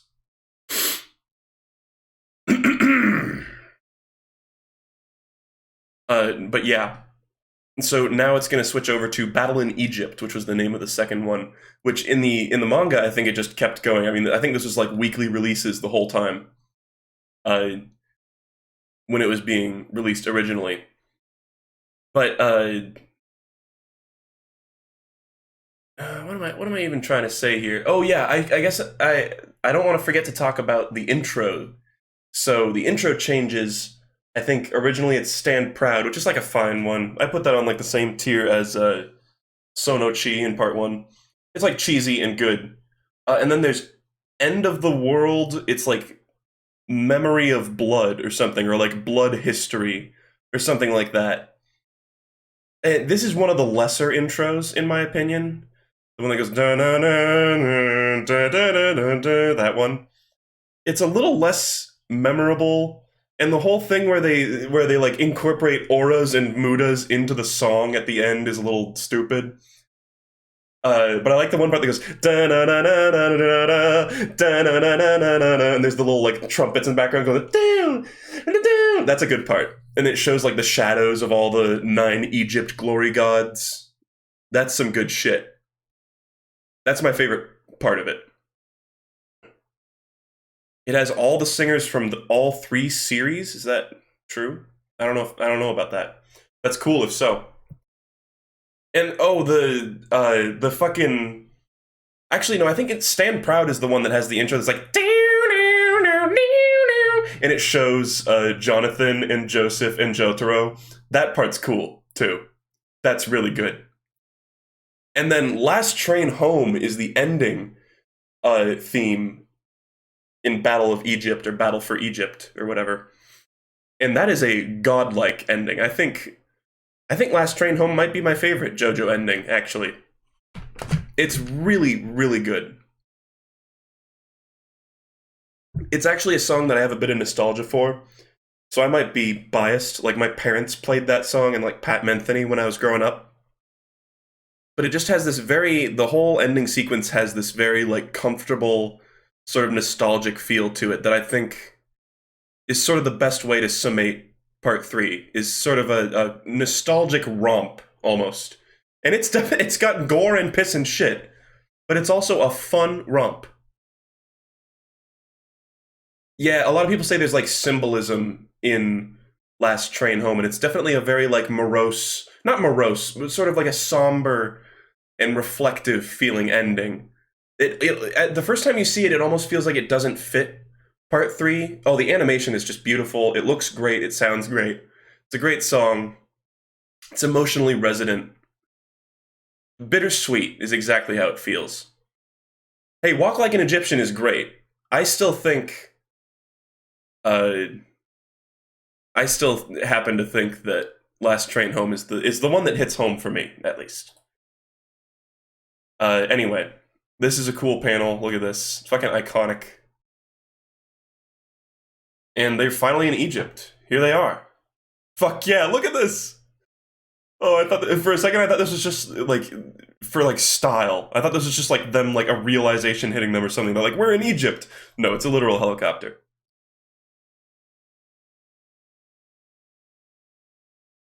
Anyway, so now we're gonna get Iggy. I hope you didn't think the piss and shit was gone, cause now we're gonna get farts, guys. The third part of the triumvirate, farts. Araki just couldn't leave out the farts. So this is, I think, the last tarot card, or like the last true tarot card stand, right? I think. Oh, except the world. But all the rest of the tarot cards after this point will be named after Egyptian glory gods, which is, I guess, where the tarot cards are like based off of or something. Which is fine. I love the Egypt glory gods. Like, these are some great arcs. They don't hold off on the ridiculousness, and some of them are pretty bad, but some of them are pretty legendary. Anyway, so Avdol, this is another person that Avdol already knows. Polnareff's like, oh, it sounds silly. We get these iconic fucking characters. Fucking round of applause for these guys, ladies and gents. Fucking I'm saluting in real life to these men. The Speedwagon Associates. Peed Agon. Eadwagon. I don't know what's so funny about these guys. This dude does have a hilarious face. And there's kind of this fake out where they're like, which one to use the stand user? And it's like, it wasn't us, it's the fucking dog! Who likes, what is it, coffee-flavored chewing gum? There he is, folks. That is Iggy. That's what he looks like. He's a fucking disgusting gremlin dog. He literally gets more attractive over the course of the part. Like, he gets cuter. Why did I say attractive? It's like the worst way to phrase it. He becomes like an anime dog over the course of the part, but here he's just a disgusting gremlin. And he farts. That's his gimmick. Look at, he's such a little shit! Oh, he's got a cool stand though. The fool. It looks kind of crusty, actually. I never really understood why it has wheels. Anyway. Here he doesn't look so gross, but we'll see more later on. So this is the second animal stand user, and in this first part with stands, they have, I think, 3 animal stand users, right? Which is kind of insane. So he keeps, like, biting off Polnareff's hair. They establish that it's a sand stand. Oh, now we got Endul. Look at this, like, what the fuck? It's got human eyes! Why has he got human eyes? And it literally looks like he's just eating a little piece of shit, even though it's coffee chewing gum.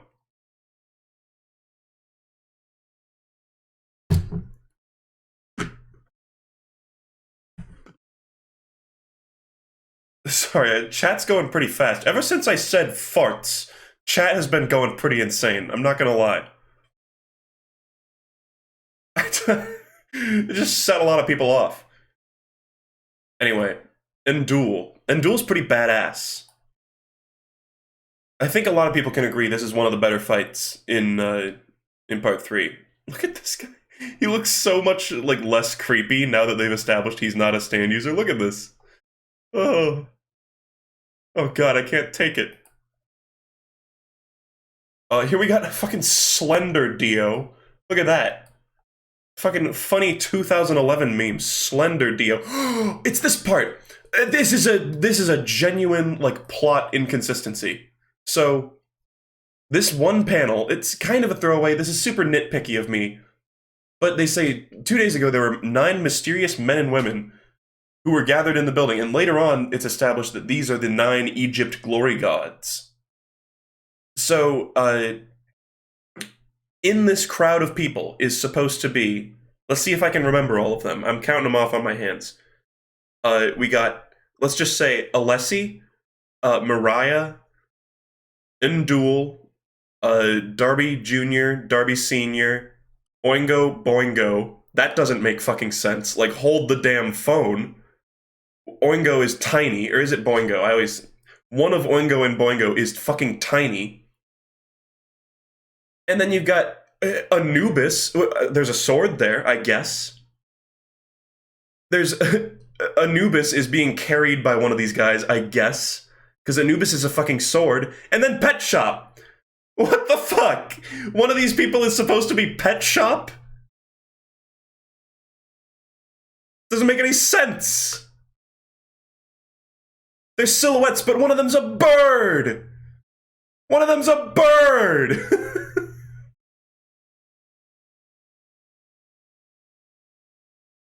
There's silhouettes. It's not like they're showing an actual picture. They're not silhouettes. I mean, they're just like hidden by shadows. But explain this. Like, these are clearly, what are these people if not supposed to be the 9 Egypt glory gods? Yeah, the bird one is whack. I agree.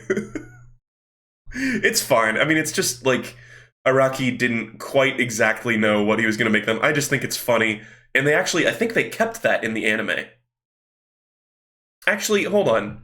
I'm going to look up JJBA, Stardust Crusaders, 9 men and women, and see if they did that in the anime.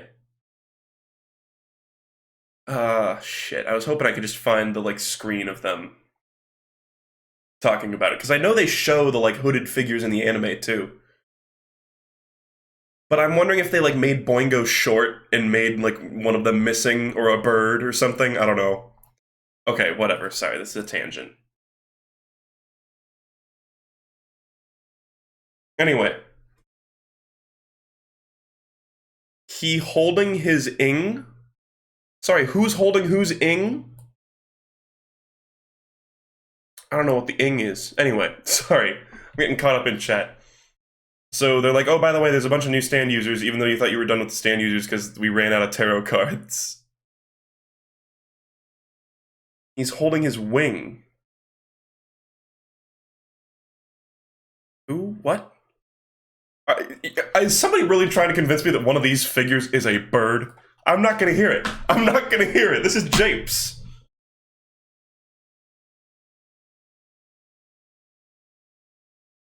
Anyway. So the helicopter gets taken down by Ndul. They got 2 weeks left and there's fucking 9 extra swifty stand users. Like, I don't know what makes them special, but they're special.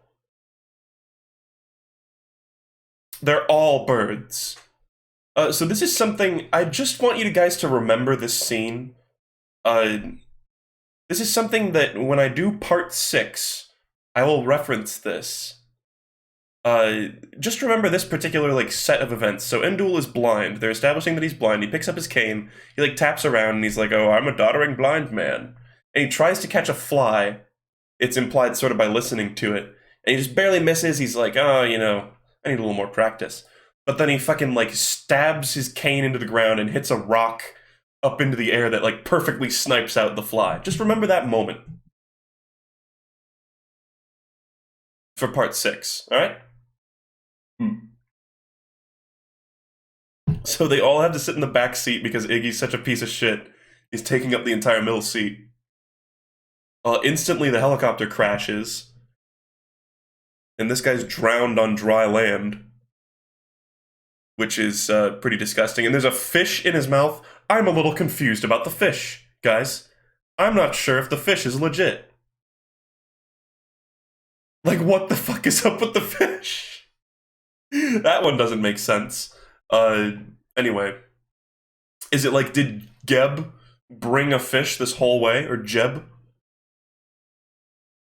He was drinking fish. It's like, it makes me think that Endul just like brought along a little fish in a bag, like just to creep them out. He's just a massive prankster. The camera's right there, bro. Look, it's just a pet shop fish.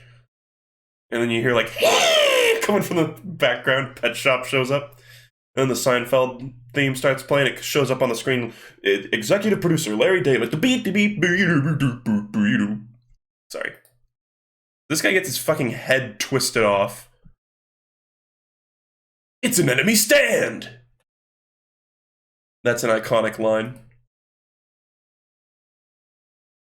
And he fucking tears off a guy's head and pulls it into a canteen, which is insane. This is a fantastic fight, I think. Something about the like middle of the desert setting, it just feels very like desperate. And it's like their one contact with the outside world just got like crashed down. And they can't even see the stand user. They don't know where he is. It's a cool stand too. It's nothing that hasn't been done before, but it's just living water basically. And we got Kakyoin getting his fucking, oh, that's gross. Getting his eyes slashed. So this is where Kakyoin gets like put out of commission. And I kind of like the detail that Geb always goes for the eyes, because you can see, and especially they emphasize this in the anime, he's lined up, he's trying to scratch out Polnareff's eyes here too, which is interesting because Endul himself is blind, so that's how he like gets the advantage on his enemies, is he makes them blind too. Anyway, I think that's a cool detail. It actually characterizes Endul a lot. But it also doesn't really make sense because he's attacking them by hearing them. So he attacks the fucking, like, wristwatch that goes off. Whatever. Look at this. This looks like some, like, part 1 shit out of nowhere. Can we all agree this looks like a part 1 drawing? So it's kind of horrific, too. Like, the Crusaders are getting fucked up. I mean, Kakyoin gets almost permanently put out of commission in this fight. He's absent from like most of the rest of the part because he got scratched in his eyes. And he's just like sitting there 4 kilometers away. He's kind of a badass. I don't know, he's a great character, I think. And this whole fight, they're kind of teasing that Iggy will get involved, but I think the way that he actually does get involved is hilarious and truly unexpected. Because the way you kind of expect it is like, oh, it's a shitty little dog, but at the end of the episode, or at the end of the arc, everything's gonna seem hopeless, but then the dog is gonna come to their rescue, because in the end it has a good heart, or whatever. That's not what happens. That's really not what happens, not even close. And it's hilarious, I think. But basically, they tease that he's going to get involved a few times, but then he just goes back to sleep. And I think in the anime, during this part, you can't really see it that well here.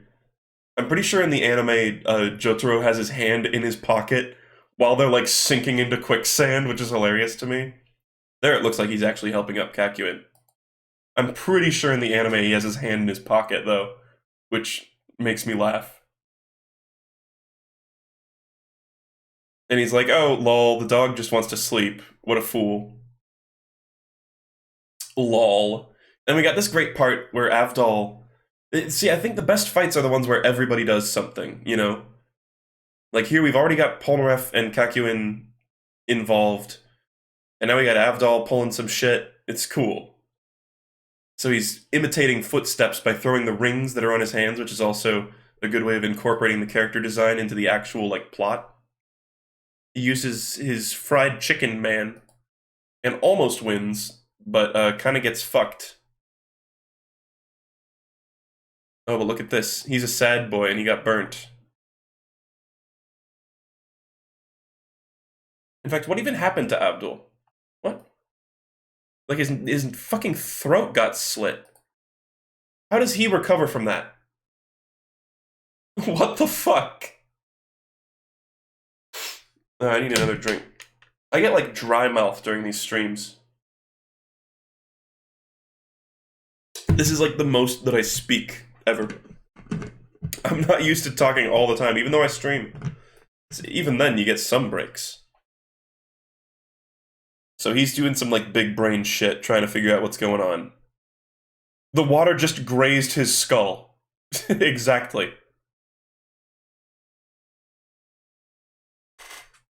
Oh god, I gotta like stretch out my legs too. I'm sorry, a comfortable streamer is gonna be a more entertaining streamer.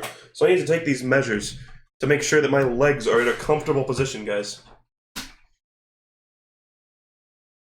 But here we got Jotaro being a total fucking badass, and he's like, fine, Iggy, if you're not gonna fight, I'm gonna fucking pick you up and yeet you at the enemy. Or, no, this is not the yeet yet. We haven't got to the yeet. Look at how fucking gross it is. It's like, so he sort of uses it to try to track Endul, but then Iggy starts using his stand out of self-defense. And we get to see sort of its like versatility that can turn into a... It's kind of like the leaf glider.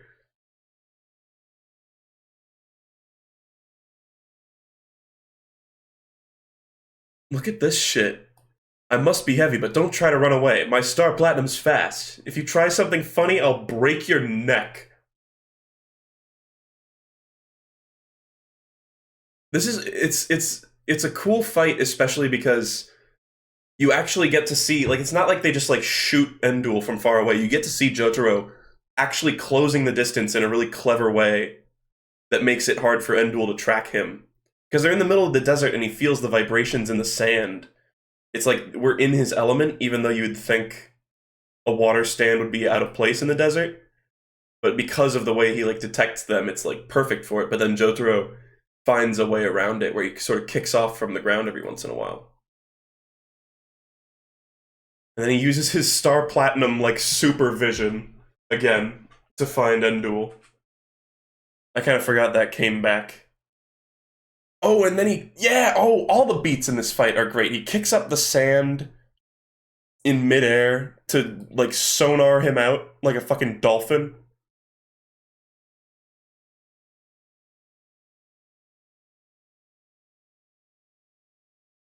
So cool. There's, like, not much else to say about this fight. And then, right when it's like, oh, he's dragging Jotaro in the ground because he wants to get rid of him, the dog's just saving himself.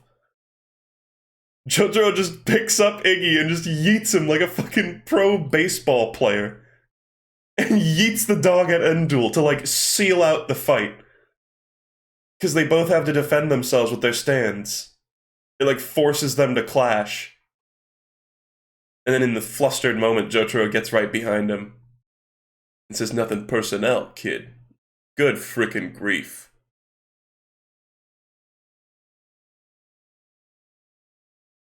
And then we get the like final badass standoff, which I think kind of got a little dragged out in the anime. But it's great here.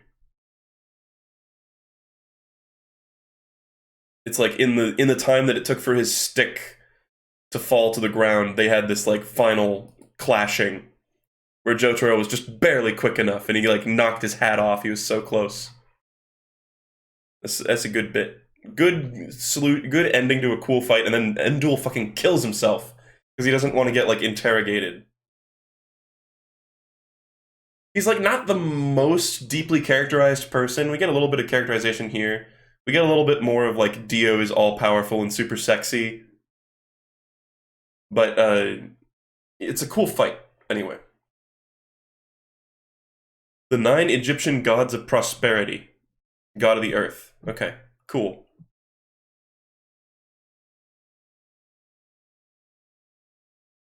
And Jotaro kind of leaves a little tribute to him there, too.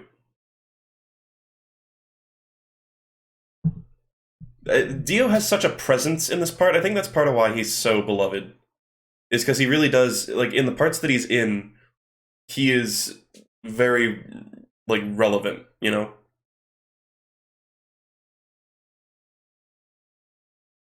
And then he sort of like empathizes with Iggy. He's like, I'd probably be sad too. And already we can see Iggy getting a little cuter here, a tiny bit. But he fucking put gum in Jotaro's hat, which is a shitty thing to do. Gum in hair is just bad. Holy fuck. I forgot how ugly Boingo is in this early part. Holy shit.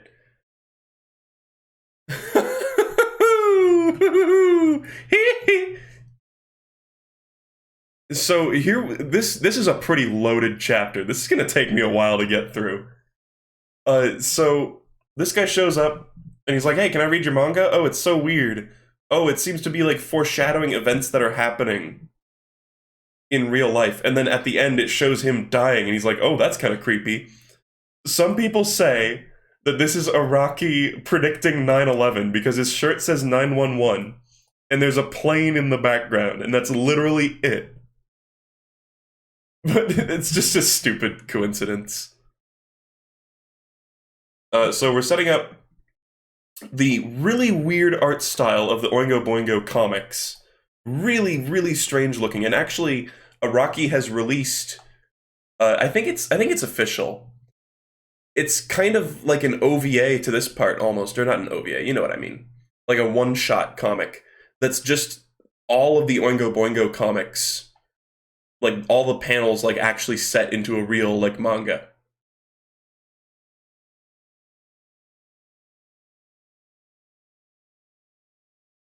So the art style of this is so strange. It looks really good, but like in a really goofy and weird way, of course. It also looks really ugly at the same time, you know? But I think we can all agree it's just goofy enough to be kind of hilarious. And really gruesome too, because it always predicts people dying. And yeah, we have Oingo and Boingo, which incidentally, this got me into listening to Oingo Boingo, which is actually a band fronted by Danny Elfman, who is now an acclaimed soundtrack writer. But not a lot of people know he's also the frontman to Oingo Boingo, which is like a, I don't even know how to describe it. It's like alt rock type shit. But they're good. Listen to Private Life by Oingo Boingo. That's a great song. It's kind of cheesy, but I love it. It's almost like Private Life is almost like ska, kind of. Almost. Oh, I always get shit on whenever I talk about genres because people are like, actually, that's alternative MILF core, you idiot.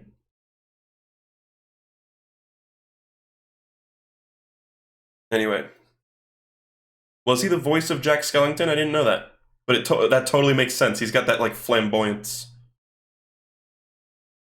So yeah, Boingo has a stand that predicts the future through a weird manga, and Oingo has like a face transformation stand, and we get to see a fair amount of both of them. But we get to see that the predictions actually did come true. Is there a plane going by, I wonder? No. Not in real life. So that's how you know it's not legit.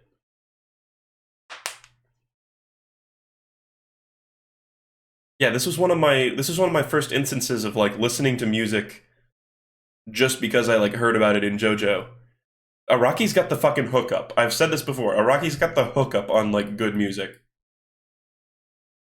We get these amazing cartoon versions of the main characters, which I think is kind of hilarious. Polnareff's earrings turn into like half moons with big noses, which is kind of creative actually.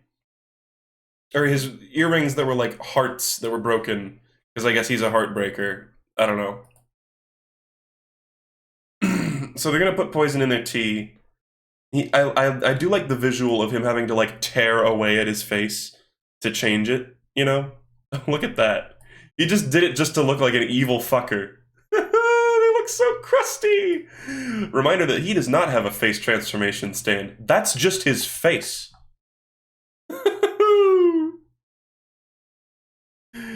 Oh man. Hmm. Yeah, we get this weird scene of Boingo like laughing really strangely.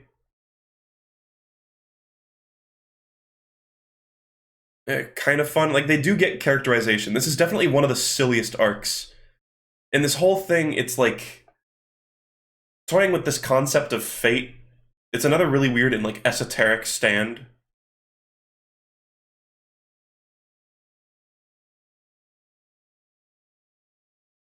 It's weird. Somebody said he did this to look like the comic.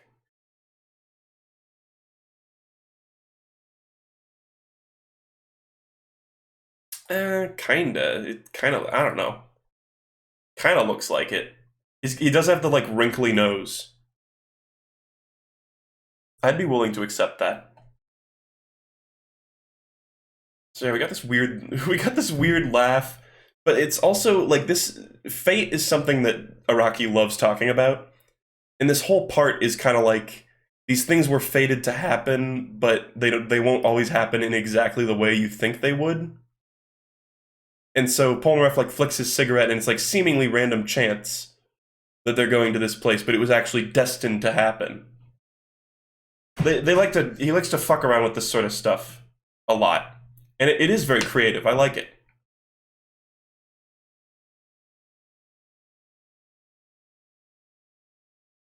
We get this classic line, "Cola!" Which I guess was just Coke in the manga. They changed it to Cola in the anime.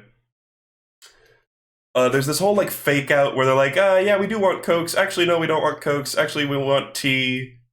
And tea is the thing that it was like foreshadowed they would do. And it's basically just like Oingo has to just play along with it, and basically no matter what, it'll make it work. And like the cigarette from before is like burning down the other place that they considered going to. It all works out in the end, but not really, because after they drink the tea, Iggy makes them all do a fucking spit take, comically as hell, and then they just like abandon the tea and run away.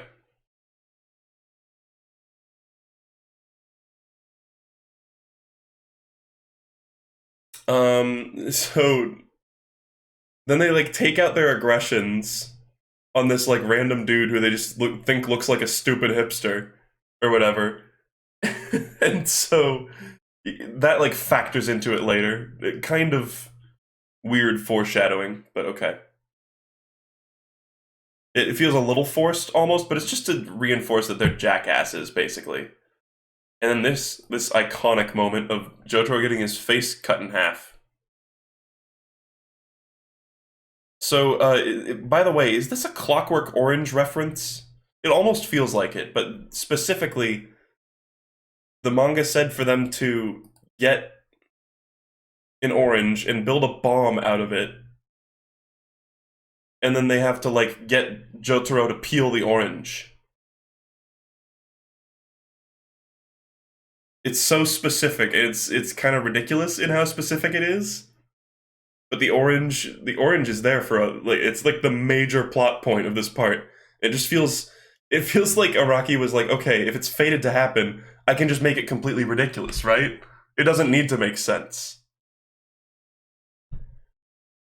And so now we get this great scene of Oingo pretending to be Jotaro, and Polnareff and Joseph are very not perceptive for this part. Like they're comically not perceptive, even though they were like so careful about other things. Here they're just kind of like, oh yeah, this guy that like kind of looks like Jotaro with like a tall hat and clearly different clothes. That's Jotaro, yeah. And the guy that's acting really, really weird.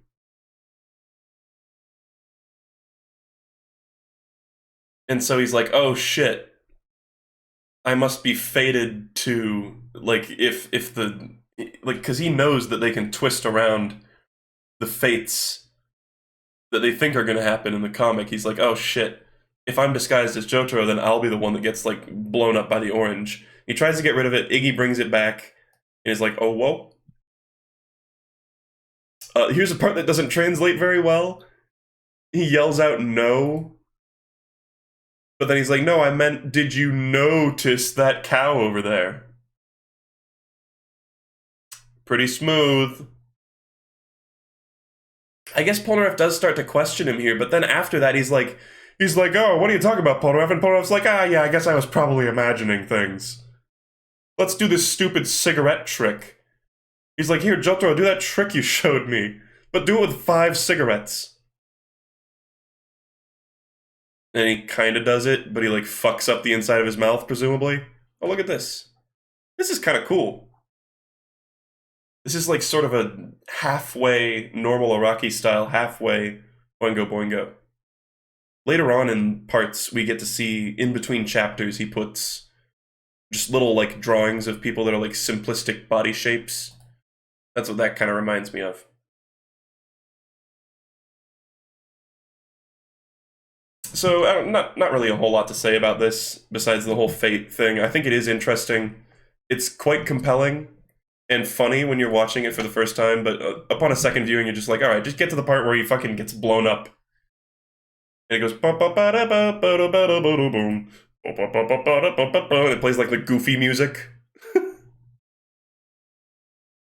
and then he gets fucking destroyed. Look at that, his teeth are like flying off. Oh man. So he says, "Oh, I need to go take a shit behind this rock," and then Polnareff like tosses the orange out the window, and he just happens to step on it because it was fated to happen. Unbelievable.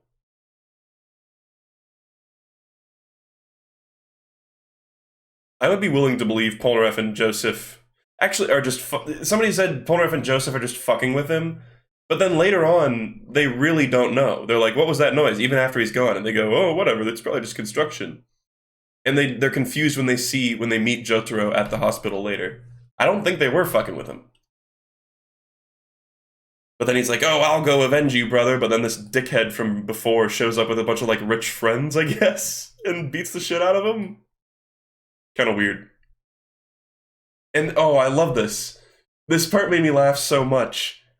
Instantly, when they show up, Jotaro immediately goes for an orange and instantly starts eating it. Like he totally would have fallen for it if he had been the one in the car. He was like, "Oh man, you have oranges? I love oranges." Oh, look at this. People like meme this for some reason. There's a version of this where somebody took this stuff out and just put the words "I see" in the speech bubble, and a lot of people think that's like legit, but it ain't.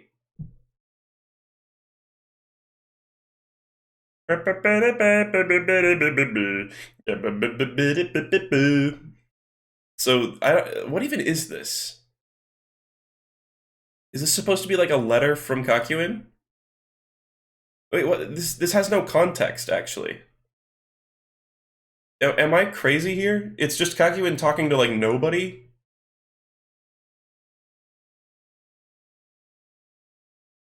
Weird. Okay, so now we get Anubis, which is also a cool arc. A lot of the glory gods are good. I think the Mariah and Alessi arc that kind of get like smushed together are a little less good, just because they're so wacky and they're very like inappropriate. And I know I'm not one that's like against inappropriate things, but it just feels like they're being risque just for the sake of like shock value, almost. So this is Shaka, I think is his name, right? There's 2 characters, that one named Shaka and one named Khan, which they add up to a Shaka Khan reference. But they find this cursed sword that's just laying here. So ostensibly, so Anubis can't move on his own, by the way. So ostensibly, some servant of Dio, one of the 9 hooded figures that walked out of Dio's mansion that day or whatever, is... Oh, that was the Kakyoin's note alongside a hospital bill? Okay. Maybe I should just read everything. It would take forever for me to read everything, but thanks for the info. So, some servant of Dio just left this sword here, though, is what I'm trying to say. And they just didn't have a plan. They were like, oh yeah, Anubis will probably find some way to get the Joestars. You know, we don't need to send somebody who's actually possessed by him. We just need to send him and stick him on a cliff. And somebody will get possessed by him.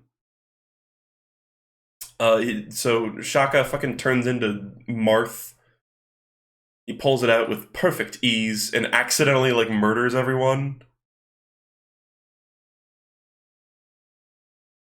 It's kind of hilarious. He does get a bit of characterization, which I appreciate. He sort of gets like a power trip. Because Anubis is like, oh, you know, you're the only one who's worthy of my power. I'm Anubis. Your friends deserve to die. Oh, and then he shows off his weird ability here, where he can cut through things. It's almost like the Hamon... This is like a new iteration of the Hamon frog punch. This cow is the frog. This dude is a rock. And Shaka is Will A. Zappelli. I like Shaka. I think he's a fun character. Even though he kind of gets ditched. And he looks like such a dork. Oh, man. He's like a usurper, kind of. Or he's not deserving of the power that he has, but he thinks he is. Which makes him kind of a fun character. More travel stuff with this guy selling them a map.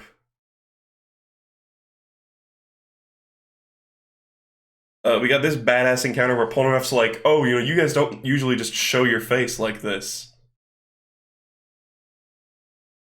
You're very brave. And they have this sort of quick exchange. This is a cool fight, and the end of this fight was so well done in the anime. This whole part where like the pillar is falling down and Polnareff uses his sword to like ricochet off of one of the other pillars. This is kind of like almost like a throwaway fight in the manga, but it's done really, really well in the anime. There's a really cool shot of just like Polnareff, like with a silver chariot like floating in the air with like the pillar crumbling in front of him and Polnareff's just standing there. It just looks really cool. I don't know. It's sick. Sorry, I just brought my armrests up. So then Polnareff gets a little glimpse of the, like, possession shit. Oh, look at this. That's crazy. I'm craning my head sideways. Jotaro's got a bit of, like, a Josuke vibe going on right now, almost. But Polnareff gets, like, distracted, I guess. Did you step in poop? Add one to the counter. That is a instance of the word poop. That counts. Anyway. Joseph looks so goofy. Joseph, like, something about him, maybe it's just because he's a character from an old part. But he looks like a dated Araki drawing. Oh right, rats are running away with the sword. I'm sure chat will react perfectly reasonably to the presence of 4 rats. I don't even know, like, what's up with that? If you want to steal some cheese! That was weird. What was up with the fucking rats? I don't even fucking know what was up with the rats. Because they're trying to possess Polnareff. Like, that's what Anubis is trying to do, because we've seen that Anubis can intentionally withhold possessing somebody. And he was clearly trying to possess Polnareff here. But then the rats are running away? I mean, maybe these guys are just trying to see what kind of trouble they can get themselves into. I don't know. I don't know. That's my best guess. Yet more, like, travel info. This time talking about, like, the people of Egypt. Look at that face. That's a good face. Okay, and now we've got Khan. And in the anime, there was a good change where Jotaro is reading... Or actually, does it say marine? Hold on. R-I-N-E. Is he reading a marine biology thing in the manga, too? Hold on, I'm like skipping ahead because I want to see Jotaro's magazine. Was that really actually foreshadowed? No, I want to see show me the magazine! Fuck. I don't think we're gonna get to see it.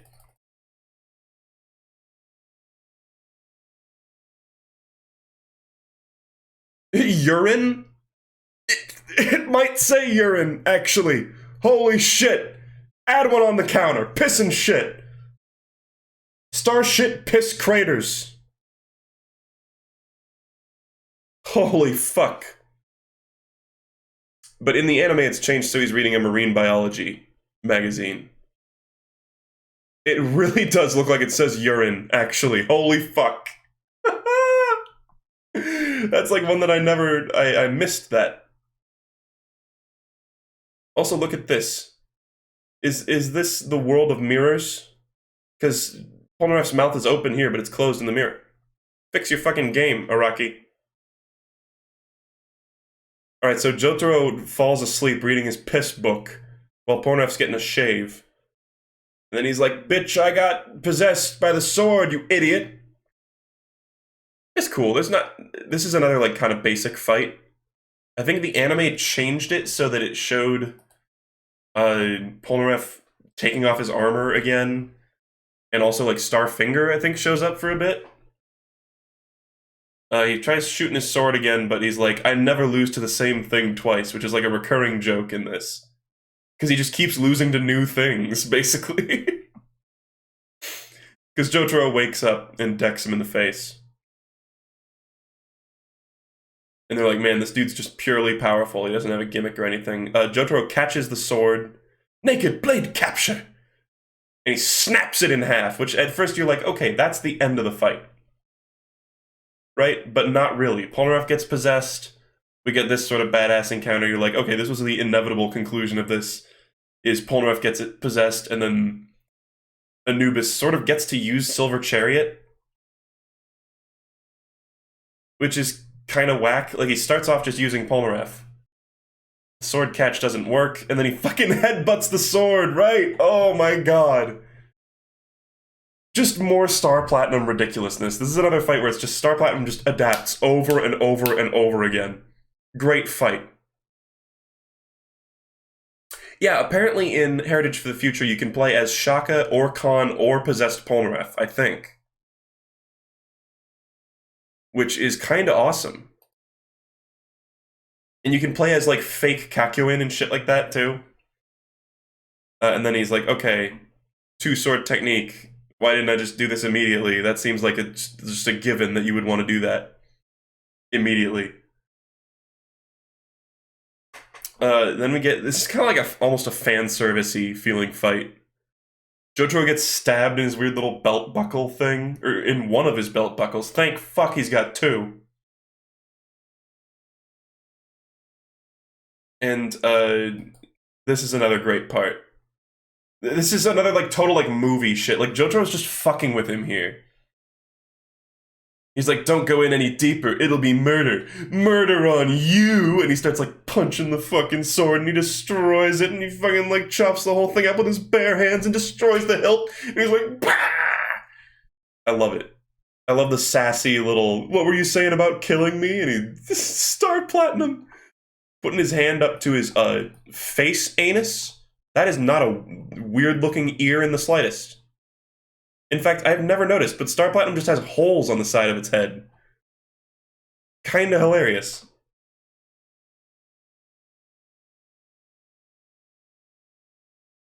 So, yeah, he whoops its ass. And then Anubis, so we talked about this with cars. Anubis gets a sort of, like, fate worse than death type fate as well. He possesses this kid. His last-ditch effort. Look at this shit. I never lose 3 times. He possesses this kid and throws the blade. But he, like, gets too excited and fucking Iggy messes with him. Which, that's like a common theme, is Iggy just accidentally fucking up the enemy. And he throws the sword into the river and, like, fucks up in every way possible in this, like, comedy of errors. It's kind of, it feels dismal watching it, because you're like, this guy is just, like, slowly, helplessly getting condemned to, like, one of the worst fates in all of JoJo. Which is he gets stuck into a cow's ass, he slides out of the cow's ass into the bottom of the riverbed, and just, he can't do anything, because he's just a shitty little blade who needs to get touched by a living being to get them possessed. Yeah, it does say that he'll rust away in 2 to 3 days. Or it just says he'll rust, but it's implied that eventually he will, like, dissipate and just die. Eventually. Oh yeah, So here it says, wait, me, Crab, don't leave me. In the anime, I'm assuming that's a typo, but he says, Mr. Crab? And the way he says it, he sounds exactly like Plankton. He goes like, hey there, Mr. Crab! And it sounds fucking exactly like Plankton from SpongeBob. It's hilarious.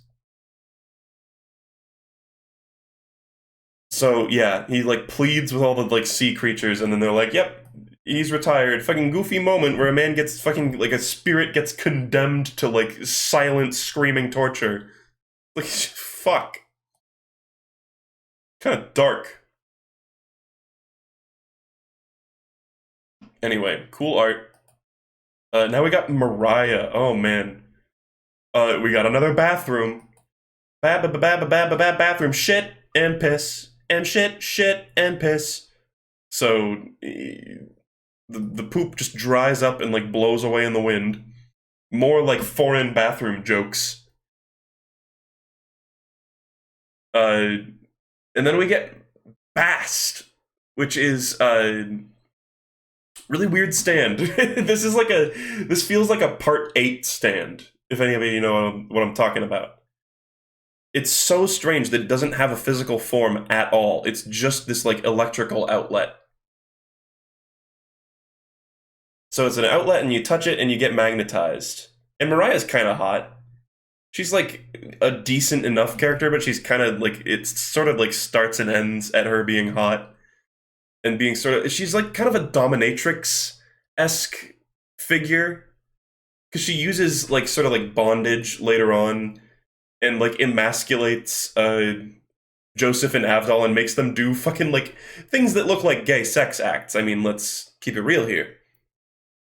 I don't know, she's got sort of this, like, tough hot lady vibe to her. It's like, it's sort of blah. Like, it's been done so many times, I think. But it's fine. It's whatever. She's one of, like, the, like, 2 female stand users in this part, which is kind of hilarious. I guess there's a few.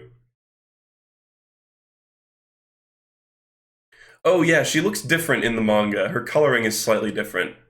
She has, like, a red cape in the anime, and I think her hair is, like, brown or something. I don't know. This is the closest thing we get to seeing a physical form of her stand, but that doesn't show up anymore. It's not like Anubis. That's just what her card looks like. But anyway, it makes Joseph's hunky ass magnetic. We get some horrific shit. The instant you, like, notice that he's turning into a magnet, and then you see this guy with nails in your mouth, you're like, oh god. And we get some pretty horrifying gore there. Avdol catches this hammer before it fucking, like, smashes Joseph's brains out. Which, the power of the magnetism here changes all the time. Like, that sledgehammer was flying towards his face, and now, all of a sudden, when Avdol's holding it in his hand, he can't tell that it's magnetized at all?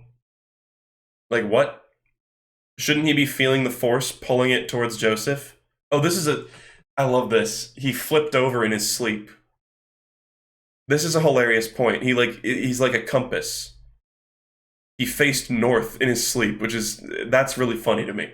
That might be the best part of this.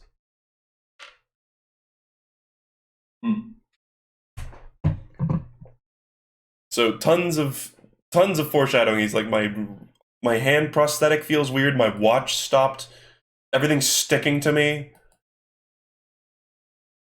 Oh, and he fucking, like, accidentally flips this lady's skirt. Remember in part 2 where he was like, I'd love to flip those ladies' skirts? Is this a part 2 reference? Oh my god. Look at that face! Oh. And then we have this, like, whole series of misadventures. Everything here just feels very... For some reason, this whole arc is, like, very weird and risque. There's a lot of, like, sexualized stuff. It's very strange.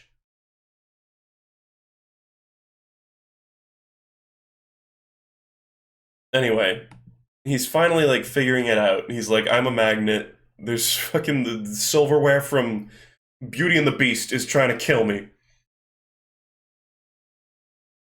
And then she's just, like, on this escalator, like, right fucking here. And here's the bondage thing that I was talking about. She sort of, like, ties him up with her, like, strings off of her, like, ass, I guess. I don't know what's up with that. I guess they have metal tips, and gets him like tangled into the escalator. And she's like, tee hee hee. I don't know. She has a very like weird vibe to her. It's like, just kill him. Why are you being all like tee hee? Just like he's completely at your mercy. Just kill him right now. And then we have Joseph freaking out. He's trying to find the button. He says, bloody hell. Bloody hell. Not bloody likely. And then we get this funny, silly moment where he freaks out in front of a bunch of people, even though the escalator is already off. Apparently, in this moment, Avdol. Oh, look at that! Oh, look at that! Yo! For a second, I was about to criticize this part. I was gonna say, so apparently when Avdol pressed the button here, he also got shocked by the outlet, but you can literally see it right there. I never noticed that at all. I wonder if they show that in the anime. In that, like, brief moment. That's awesome. Araki didn't forget.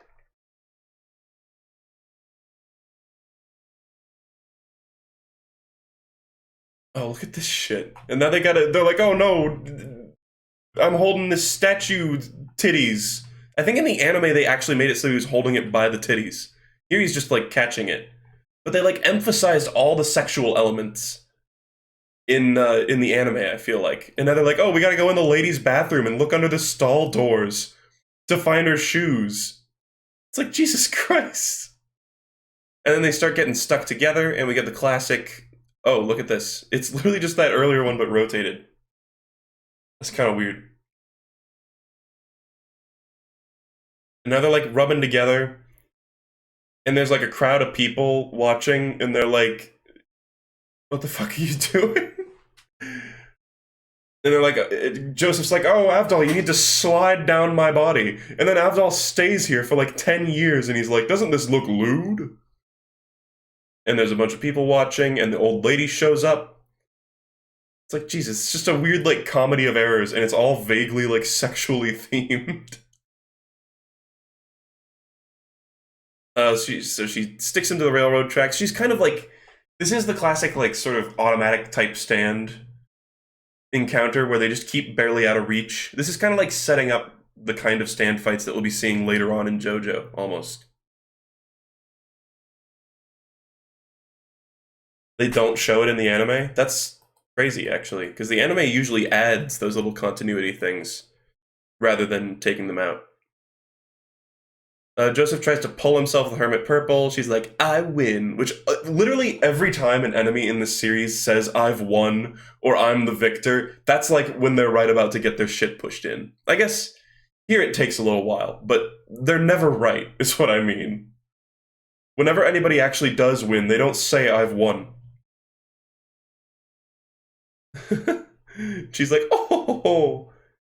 I think the whole joke with her is supposed to be that she gets really angry out of nowhere and turns really like ugly whenever she does.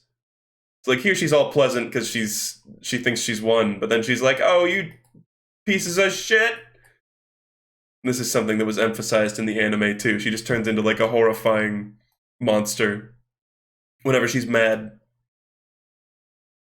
And you get this badass shit where they're like stuck to a railway spike. I guess here we get proof that Magician's Red can actually melt steel bars.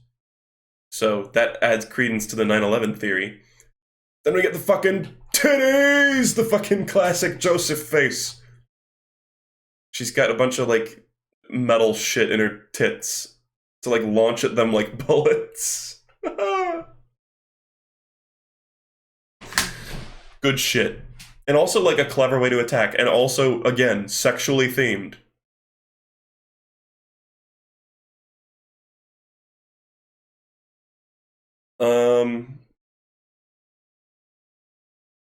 So she's like, I don't even need to, like, fight you. Your bodies will crush each other. Oh, look at this.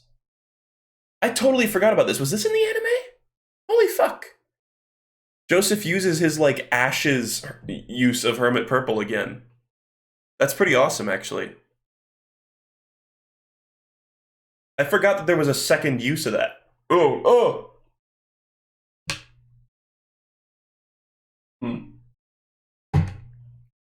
I am gonna need to get more water soon. So we got this. This is almost like a part 4 feeling joke. I saved 3 months of my salary to buy this. Will you marry me? And it just gets like sucked away.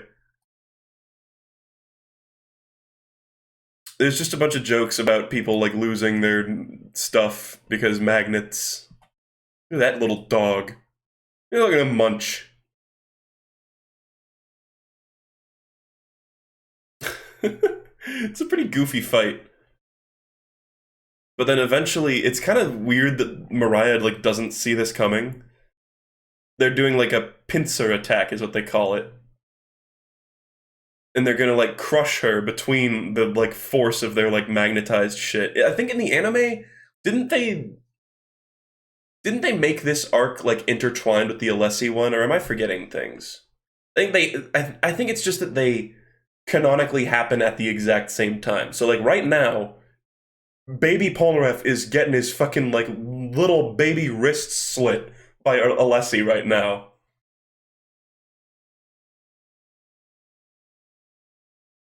Anyway,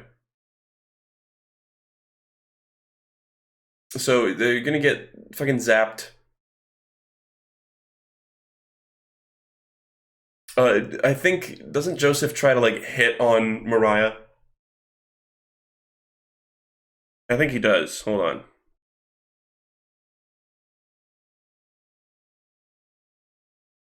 They're getting crushed by a fucking car. Here it is. Then it's your loss, young lady. And this is actually kind of brutal. Like, Mariah's fucking dead. Like, Mariah dies from this, right? I mean, there's no way she survived. She can't hear you, Mr. Joestar. She's unconscious. She's probably broken more than a few bones. She's fucking dead. Hospitalized for multiple broken bones. She fucking died.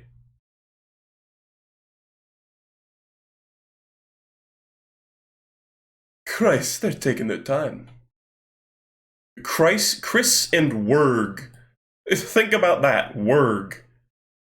The classic lines, like Jojo is saying Yara Yara Daze, Iggy's saying Werg, and Polnareff's saying Chris.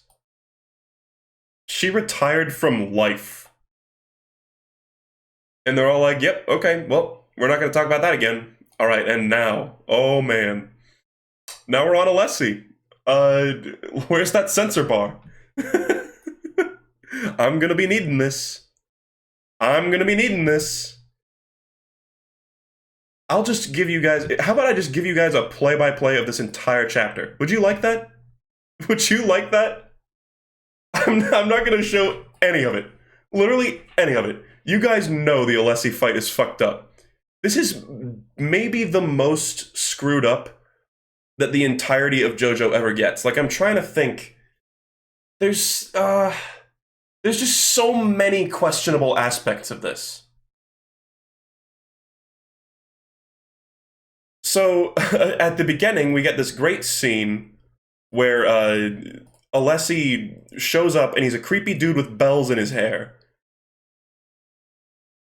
And he beats the shit out of a kid for spilling, like, mud on his pants or something. Alright, and then he goes, Iraine, or whatever. Whatever the fuck his stupid catchphrase is. I think in the translation, is it just very... Or it's good boy. I think in the dub, it was attaboy. In the manga translation, it's good boy. Okay. So we just got Alessi being creepy. Literally, Polnareff... I'm not showing this the entire thing, by the way. I know what I'm doing right now. So Polnareff like notices that he's there and literally instantly is like, "Hey, you're a stand user because you look like a fucking freak." It's kind of hilarious. We get a glimpse of his stand. I think his stand looks cool. It's like a shadow. Polnareff touches his shadow and then turns into a little baby child. And we see like a series of perspective shots from him of his clothes like falling off of his little like child body and him going like, "Blah!" And so now we have Smolnareff. And he talks to Jotaro, and Jotaro's like, "Have you seen a French guy around here? He's about this tall and has the same... literally looks exactly like you, basically." And he's like, "Yeah, that's me!" And he's like, yada yada, my mistake for asking a kid. Like, what the fuck? Oh.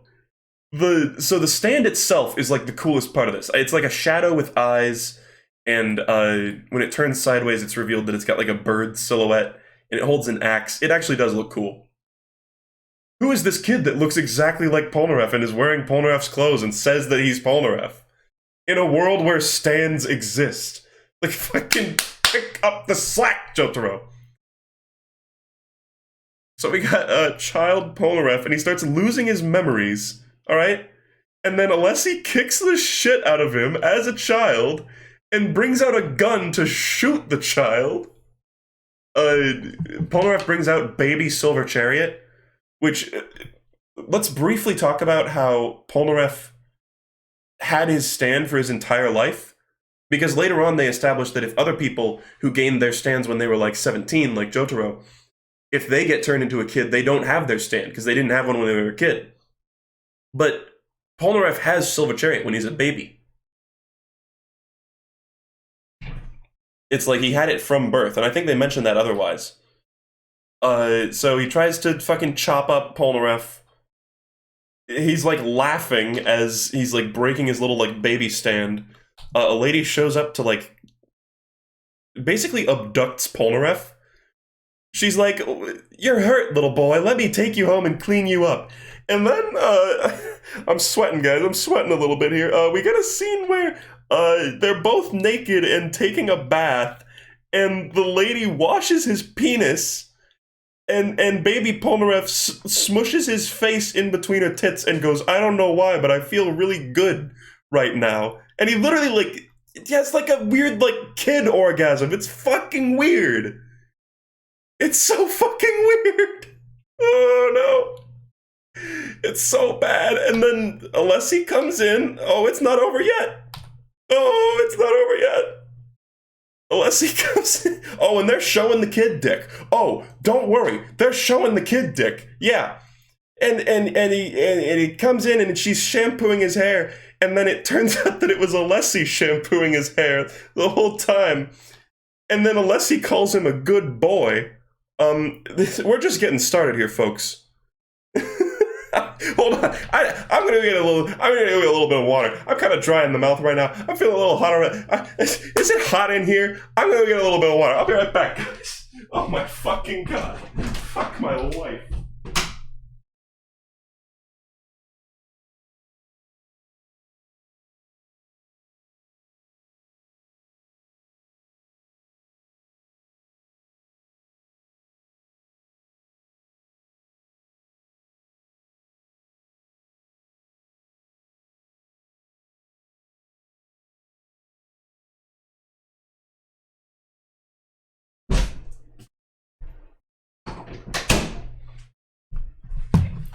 Okay, so then,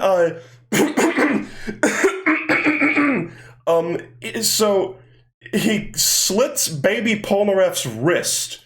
Baby Polnareff is spurting out blood. He tries to drown Baby Polnareff with his wrist slit. He tries to pull the plug, but then he pushes Polnareff's head down so his hair plugs the drain. Then Polnareff shits on him, literally poops on him, and it like hits his face. And he's like, "Holy fucking shit, you pooped on me, you fucking little asshole." And then it's not even over yet. The worst part isn't even over yet. It's the lady that was rubbing Baby Polnareff's baby penis gets turned into a fetus that Polnareff then has to protect. Oh, they just show kid dick all the fucking time in this arc too. Oh my god. Oh my god. So yeah, take another one off the shit and piss counter, and then start up the fetus counter for Jojo. This is one of 2 in the series, I believe. So Baby Polnareff, with his wrist slit, entirely naked, is carrying this fetus in like a bundle of the lady's clothes.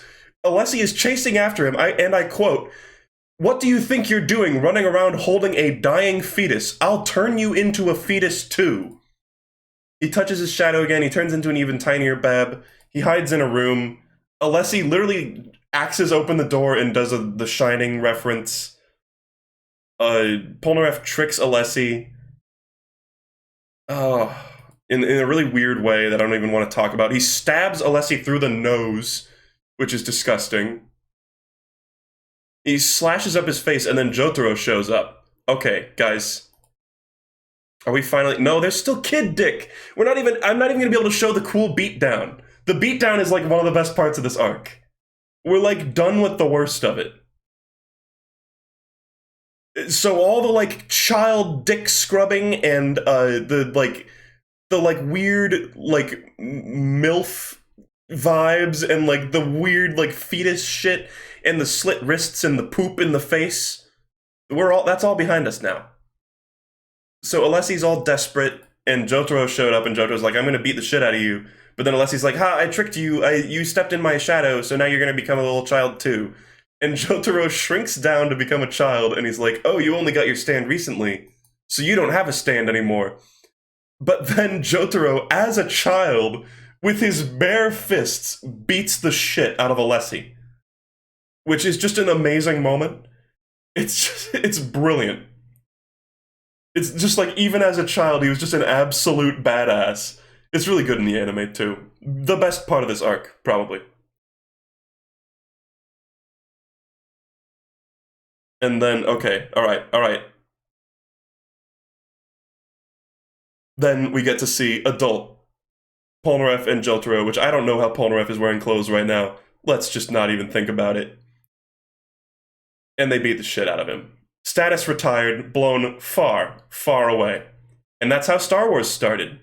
I don't know if you knew this. And there's this weird shit where she's like, excuse me, have I seen you before? And it's almost like there's like, these Araki's trying to say there was like real romance between these two, somehow. It's so weird. It's so weird. She like kidnapped him and started rubbing his dick! Ah! Ah! Arf. Okay, well, and then they're like, where have you guys been?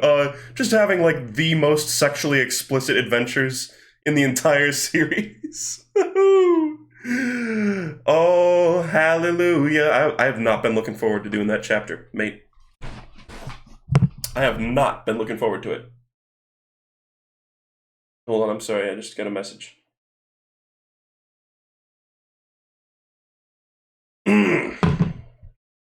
Anyway, now we got a little bit more whole horse action. He sees a few more ladies that just got killed and eaten by Dio.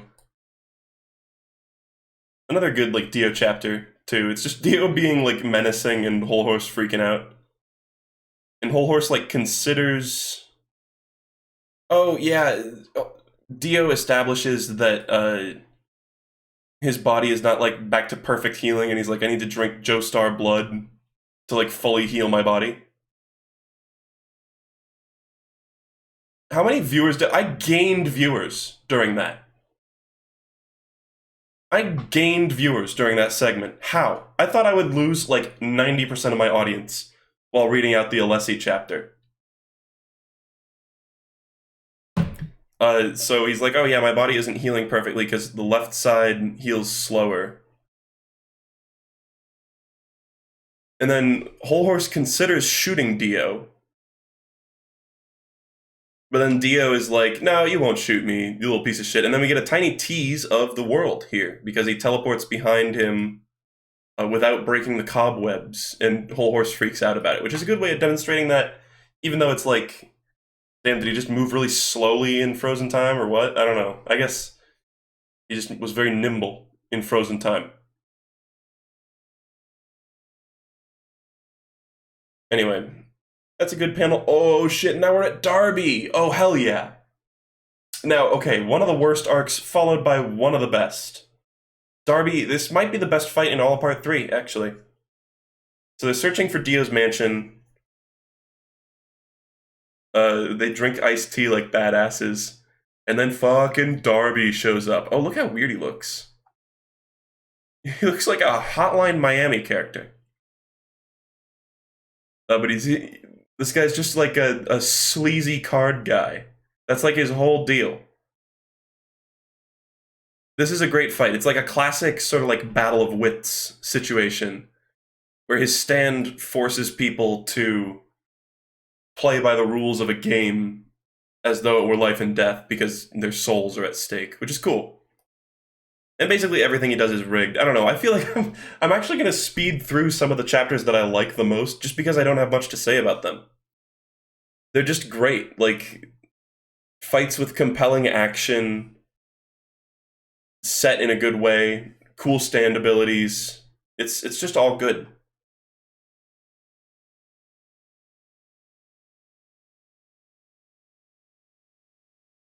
Oh yeah, he emphasizes how to spell his name, which is funny because later on Joseph will intentionally mispronounce it to get under his skin. So yeah, his stand forces you to like play along with whatever gambling game you have, and if you lose, you get turned into a poker chip and added to his collection, I guess. And it's like you can cheat, but if you catch someone cheating, then you win. That's like the basic rules. So the structure of this fight is great because it's like he just basically takes out member after member of the Stardust Crusaders until Jotaro is really the only one standing. I guess Avdol and Iggy are still just like chilling there. In fact, where even is Iggy during this? I'm not even sure what Iggy is doing for this one. Is he fighting Pet Shop right now? So Joseph's like, okay, here's this cool like bar game where you drop coins into a thing without breaking the surface tension. But he has a few tricks up his sleeve. I don't know. These fights are very well paced. They're tense. They're exciting. There's lots of like cool battle tendency type stuff, like Joseph soaking up the liquid with the cotton and like dispensing it to like tip the odds in his favor. Yeah, Iggy's probably just asleep. Ugh.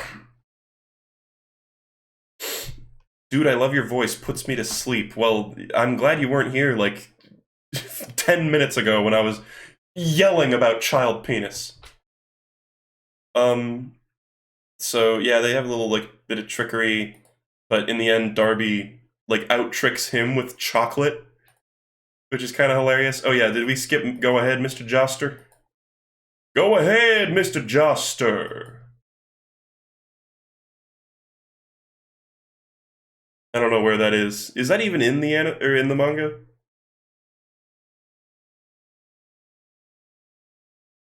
There it is. Go ahead, Mr. Joster. That's a classic line. And so it's like once you've admitted, they like sort of explain the rules for this type of stand. And this comes up later. Like there are several stands that are like this later on, where once you admit defeat in your soul, that's the moment that you lose. Like you don't actually have to lose. You just have to admit defeat. And thus, Joseph is a poker chip. Avdol almost freaks out. Jotaro figures out how he was cheating, which is a really weird, clever way of cheating. And they actually did sort of foreshadow it earlier in the fight. Like you saw Darby moving to make the light melt the chocolate, and you did see him eating the chocolate. So that's one of the things that's best about this fight is it's sort of got that internal consistency. It doesn't just have stuff that like gets pulled out of asses, you know. And then we got Jotaro's turn, which is just a fucking. This is some hype shit. What Jotaro does. They play a few normal hands, but Jotaro doesn't take any shit. Jotaro like breaks his finger just for like trying to do a second deal, which they explain is like a weird dealing trick where you give specific cards.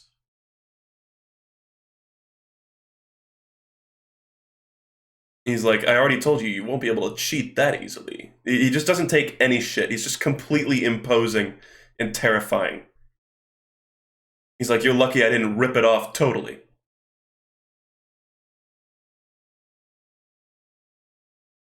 I don't know. There's something very badass about this fight. And then Jotaro bets his own soul and doesn't look at his own cards. That's like the classic move. Or wait, he's not done it yet. There's one more beat to do.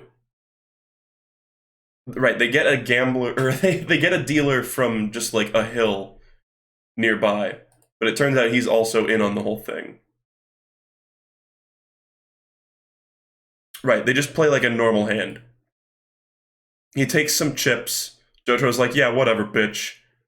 And then it shows that he's got 3 kings, and Jotaro's like, fuck it, I won't look at my cards. That's where he does it. Oh my god, what a great move. And it seems so stupid when you're first reading or watching this. You're like, oh, he's just gonna like bluff him out. That's so stupid. And even Darby goes, oh, you're clearly bluffing. You know? He's like, do you think this bluff is really gonna get to me? And he even bets Avdol's soul. He like asks Avdol's permission, and Avdol's like, yeah, sure, you can bet my soul. He's like, you're just bluffing, idiot. You're just trying to trick me. And even while you're watching this, you're like, okay, clearly Jotaro's got like some sort of other like trick up his sleeve. But by the end of this fight, you will learn that no, Jotaro was just using pure intimidation and pure like resilience. He just didn't look at his cards. He had absolute trash.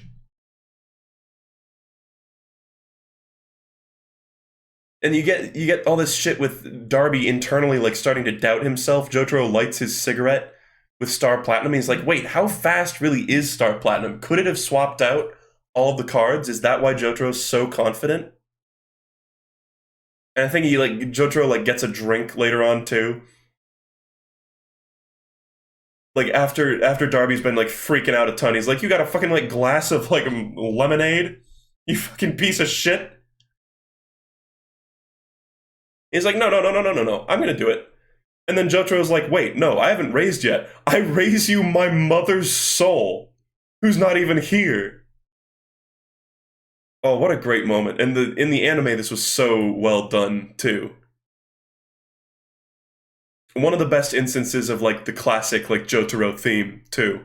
It just feels... It's another one of those ones that's just, like, pure catharsis after seeing this guy, like, talk up his game. Oh. After seeing this guy talk up his game the whole time. Just seeing him completely, like, flounder after a certain amount of time is very satisfying. And it's funny. It's just sheer ridiculousness. I'm surprised Jotaro didn't bet the souls of the entire Speedwagon Foundation. I swear on my Speedwagons. And then, oh, here's something. Darby, like, gives up. So it turns out Jotaro had absolute shit cards. Darby gives up, and all of the souls crossed over, I think? What does it exactly say? His collection has been released. That's all they say. I'm wondering if maybe in translation it says, like, they went to heaven or something? Because it's like with Joseph and Polnareff, their souls went back to their bodies. So are these people, are we condemning a bunch of souls to, like, come alive as, like, corpses? Oh well. Anyway, yeah, what a hype fight. It's great. Darby put out a commission by, like, the best bluff in the world. It sounds so stupid on paper, too. It's like Jotaro doesn't look at his cards and he just bluffs his way through it. But the way it's sold, the way it's presented is done really well, and even some people have pointed out to me, and I think this is a really cool observation, that the fact that at one point Jotaro is like, okay, I wagered my mom's soul, you don't have any more chips left.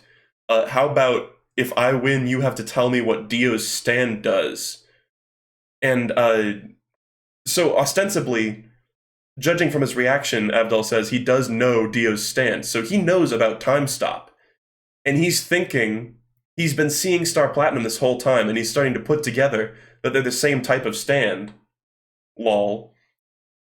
And he's part of his fear here is like sort of mirrored fear of Dio and his time-stopping stand, you know? I think that's kind of cool. It's like very slight foreshadowing of the world, because it's confirmed that Araki knew what the world would do before he even started writing part 3, which is kind of cool. I think that's a neat moment. Whole Horse is back. He shoots out this guy's ear. Guess what? It's Boingo and Whole Horse. What a weird chapter. It's basically just a few flavors from both of their respective arcs. We get some puke. The rare puke. Not shit or piss, just puke. Or wait, where was it? He like takes the tape off of Boingo's mouth and he throws up. Yeah, there we go.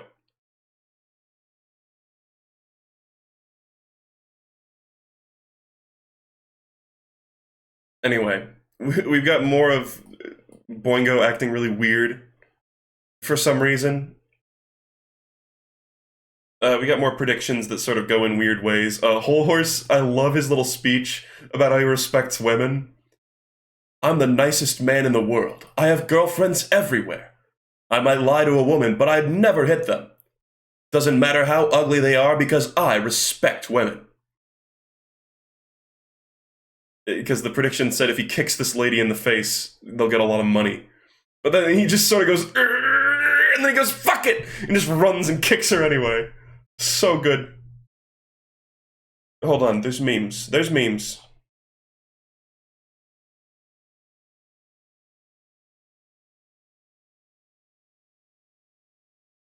Where's the meme? Show me the meme.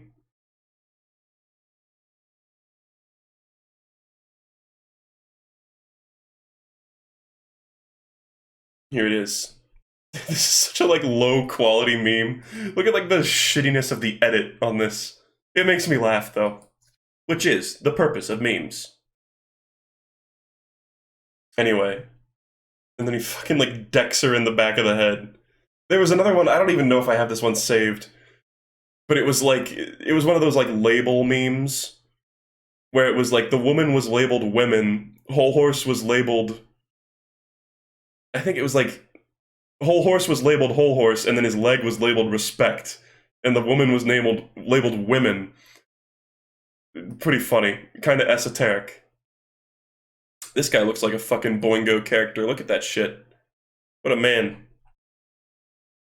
So they're just asking around, trying to figure out where Dio is. It's fine. This part's kind of forgettable, honestly. I don't know. I'm kind of skimming through this because I want to get done with this fucking part. I mean, Jesus.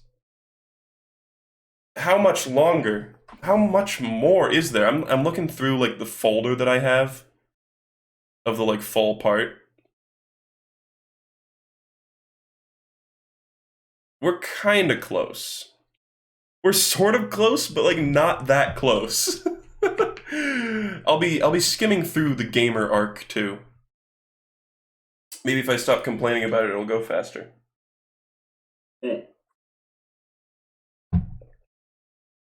Anyway, so Whole Horse has to stick his fingers up Polnareff's fucking nose and then tickle him for the prediction to come true, which is just more ridiculousness.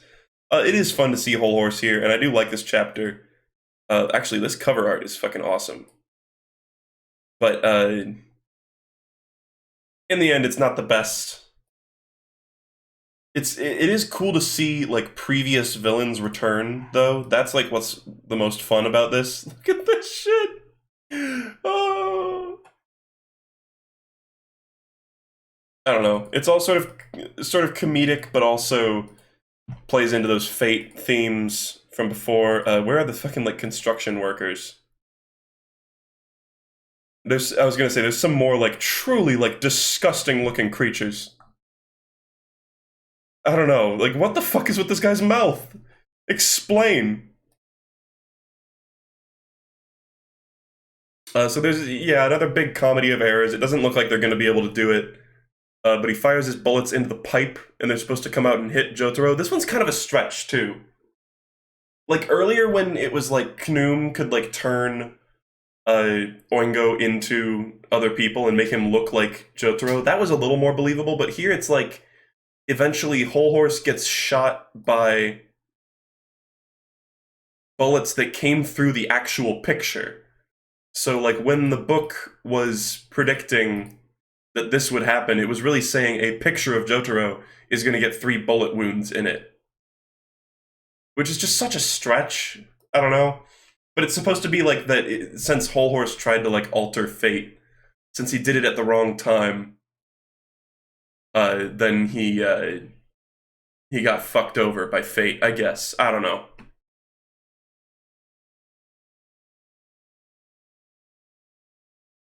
Anyway, so Whole Horse, I don't think is actually dead though. I think this is the last time we see him though. Like we see him just dying goofily to this thing. But I think he's actually alive. He's in critical condition. We don't see him again though, right?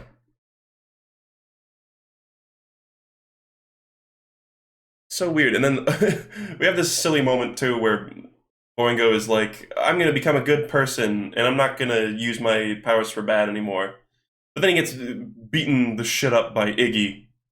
And he's like, nope, never mind, I'm gonna be evil.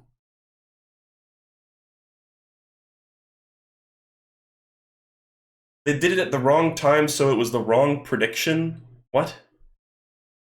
No, it's supposed to be...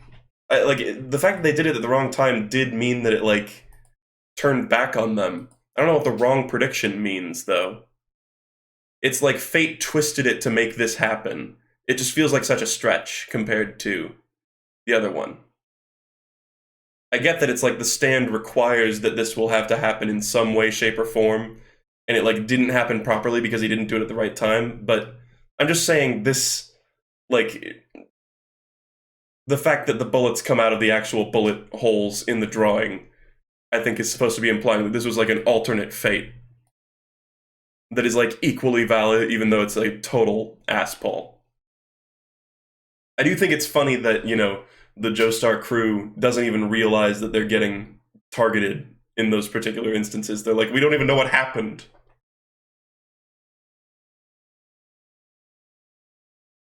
So we get this fucking guy, this little gremlin man, is like, I'm a professional beggar. I'm gonna go, I'll find the place in 3 hours.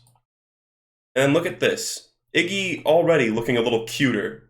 He looks a bit like a little scrote still, though. But over the course of the next couple of chapters, he will develop to just be anime dog, basically. So 2 more dead dogs, because Araki hates dogs. This is Pet Shop's introduction. Pretty awesome fight, to be honest. Like, a good departure from the norm, and it's like, finally, Iggy is going to do something. Holy shit. Like, Iggy goes so long without actually really doing much, especially with his stand. And now all of a sudden we've got this fight where we're hearing Iggy's like inner dialogue, and he's fighting this other like badass animal stand user. It's a cool sort of like mix-up fight. I don't know, it's cool. Sorry, water. Water.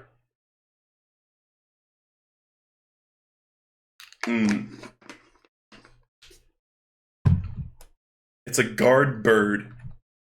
So this is like the protector of Dio's mansion. So they got too close, and now Burb is gonna fuck them up. Listen, there's really not a huge amount to say about this. Like it gores some more like dog. It tries to attack this kid, but then Iggy saves it. And look at this, Iggy's already like way handsomer. He's become an anime dog already. Profession, homeless dog. Personality, bad.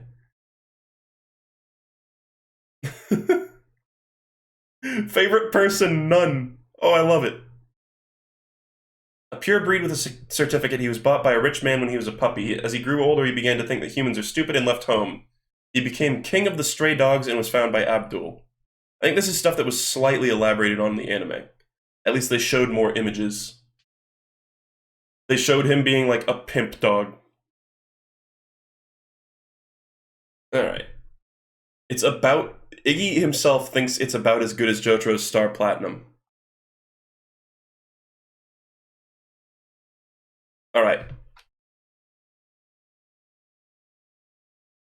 So this is another fight that's like basically good. but I don't have a lot else to say about it. Like, Pet Shop is a cool stand user.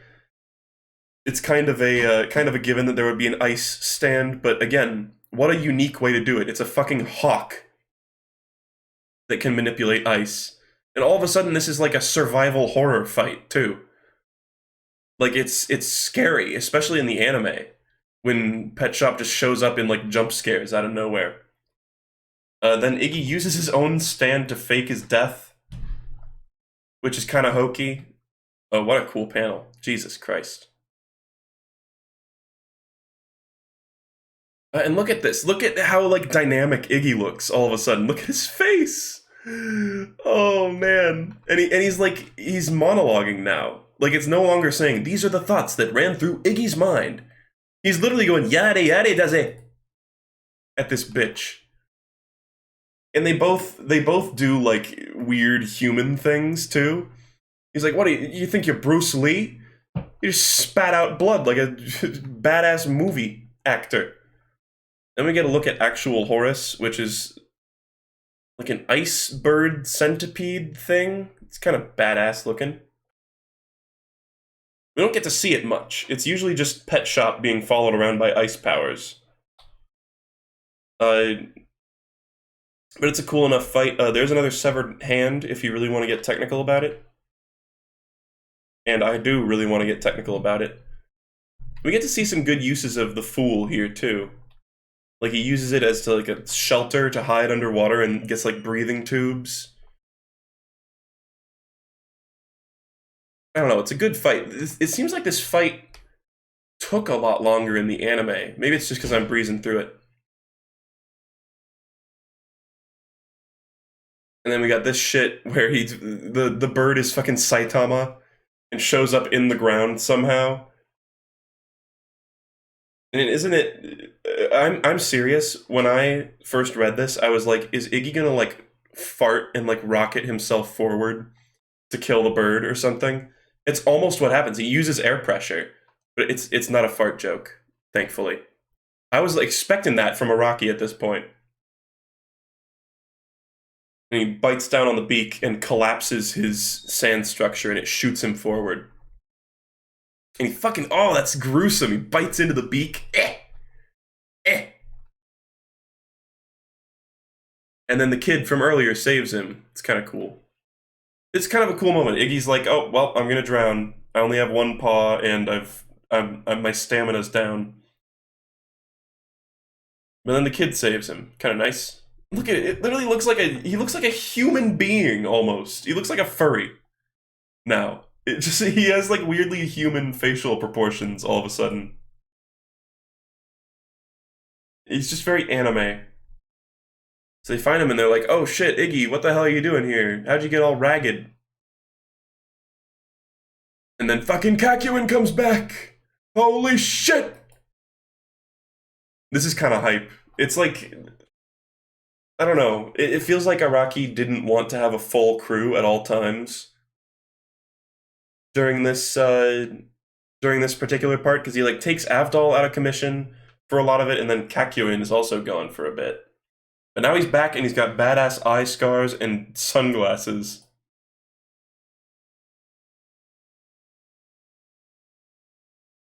Oh yeah, and they figure out that the guy died too. But here they are, finally, Dio's mansion.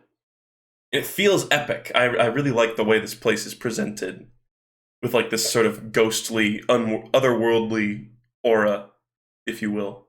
Get it? Aura, guys. Oh man, classic. And so I guess here at the beginning, we're actually seeing a little bit of Kenny G. Keep this in mind. This is Kenny G acting right here. There's like an infinitely long hallway. And they're like, there's no way this is real. And then fucking Darby Jr. comes floating down the hallway. Literally, his feet are not touching the ground.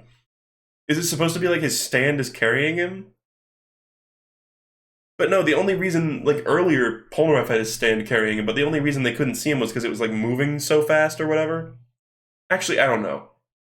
Because he goes, look with your inner eye, and then they can see his stand. I don't know. I don't fucking know. So this guy shows up. This guy's basically a lesser version of Darby, to be honest. It's like, oh, he was my brother. I'm Darby, but with video games instead. Basically. And his stand is basically exactly the same, except he can also read people's minds. You get this cool moment, I guess, where he's like, you'll punch me with your left arm. Because he can, like, predict things and he can, like, read into people's souls. He brings them... Again, this is Kenny G right here. He brings them into this hole in the fucking ground. I'll take you to a wonderful world.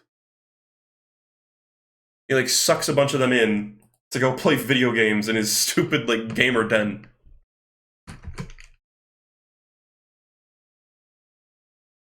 Hmm.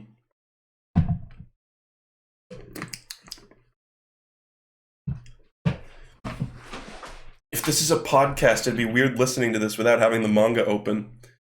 Yeah, I should really put the word podcast in quotes. Oh! Oh, wait, I already did that. Oh, never mind. Never mind, I guess it's fine then. Alright, continuing on. So this room, again, can really only be explained by Kenny G, who is an illusion stand user from later on. This whole arc is a little bit boring, kind of. It seems exciting. Like when you first see this, you're like, oh my god, this is gonna be another fucking like a legendary fight. Why are they on this weird like beach? But yeah, he's basically like, oh, you know, I have a collection of like dolls instead of poker chips. It's like, sure, whatever. And they're kind of creepy. Oh, look at this shit. They're like lonely all the time. It's a little more fucked up feeling than the the poker chips, because it's implied that these things are like awake and alive and just despairing all the time, which is kind of fucked up. There's a baby in there. He gambled with a baby. Let us die. Jesus Christ. Alright, yada yada. He's like, yeah, I use my stand to make these people into puppets. Oh yeah, right, his stand has a hold on Jotaro's arm.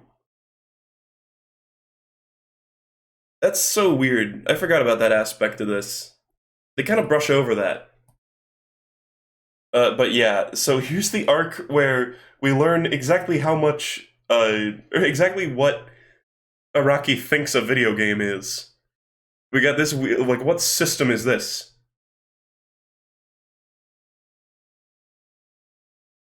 Yeah, he played video games with a baby. That's true. He beat a baby at video games and then stole its soul. So Kakuin's like, I'm a fucking gamer. Let's play F-Zero. Basically exactly F-Zero, but it's F-Mega!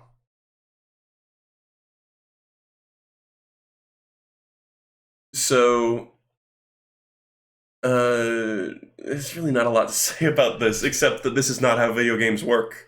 Like, it's clearly an F-Zero ripoff, which is kind of cool. Like, it's cool to see Araki referencing video games. And they use, like, stand techniques to, like, press the buttons. I don't know. There's, like, this shit, like, rotating the direction pad to do a spin attack, which is not in F-Zero. And I know it's F-Mega and not F-Zero, so you can, like, have artistic license. But then there's, like, some shit later on that feels even more ridiculous. I forget exactly what it is, but there's some shit where you're like, this isn't what video games do. This isn't games. Oh, right, he gets his car up on two wheels. This is supposed to be like a SNES game, but it's kind of just like, it's like GTA, actually, is what it really is. So he puts his car driving on the wall to get it in this tunnel. It's like, you probably would not be able to do that in like a retro game like this, but whatever.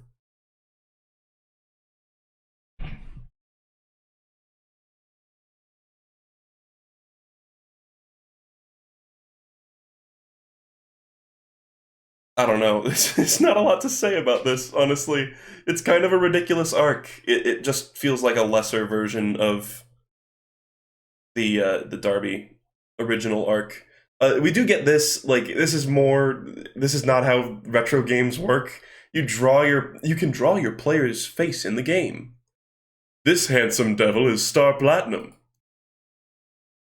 And then they play as their stands in the baseball game, which is hilarious. And in the anime, of course, they have, oh, that's a baseball! And red dragon and jaggers! Just like weird English. Jotaro, I guess this part's kind of cool where Jotaro doesn't even fucking know how to play a video game. And he's like, I know how baseball is played, old man. Come on, don't underestimate me. I just need to figure out the controls. And then he finally, like, figures it out. But then Darby's reading his mind. And then they have to, like, figure out that Darby's reading his mind. And then eventually it's implied around this point, it switches over to Joseph controlling the controller with Hermit Purple. And that's why Darby can't read Jotaro's mind properly. Which I'm not exactly sure how Jotaro communicated that to Joseph, but it's just implied that they both had, like, quick thinking.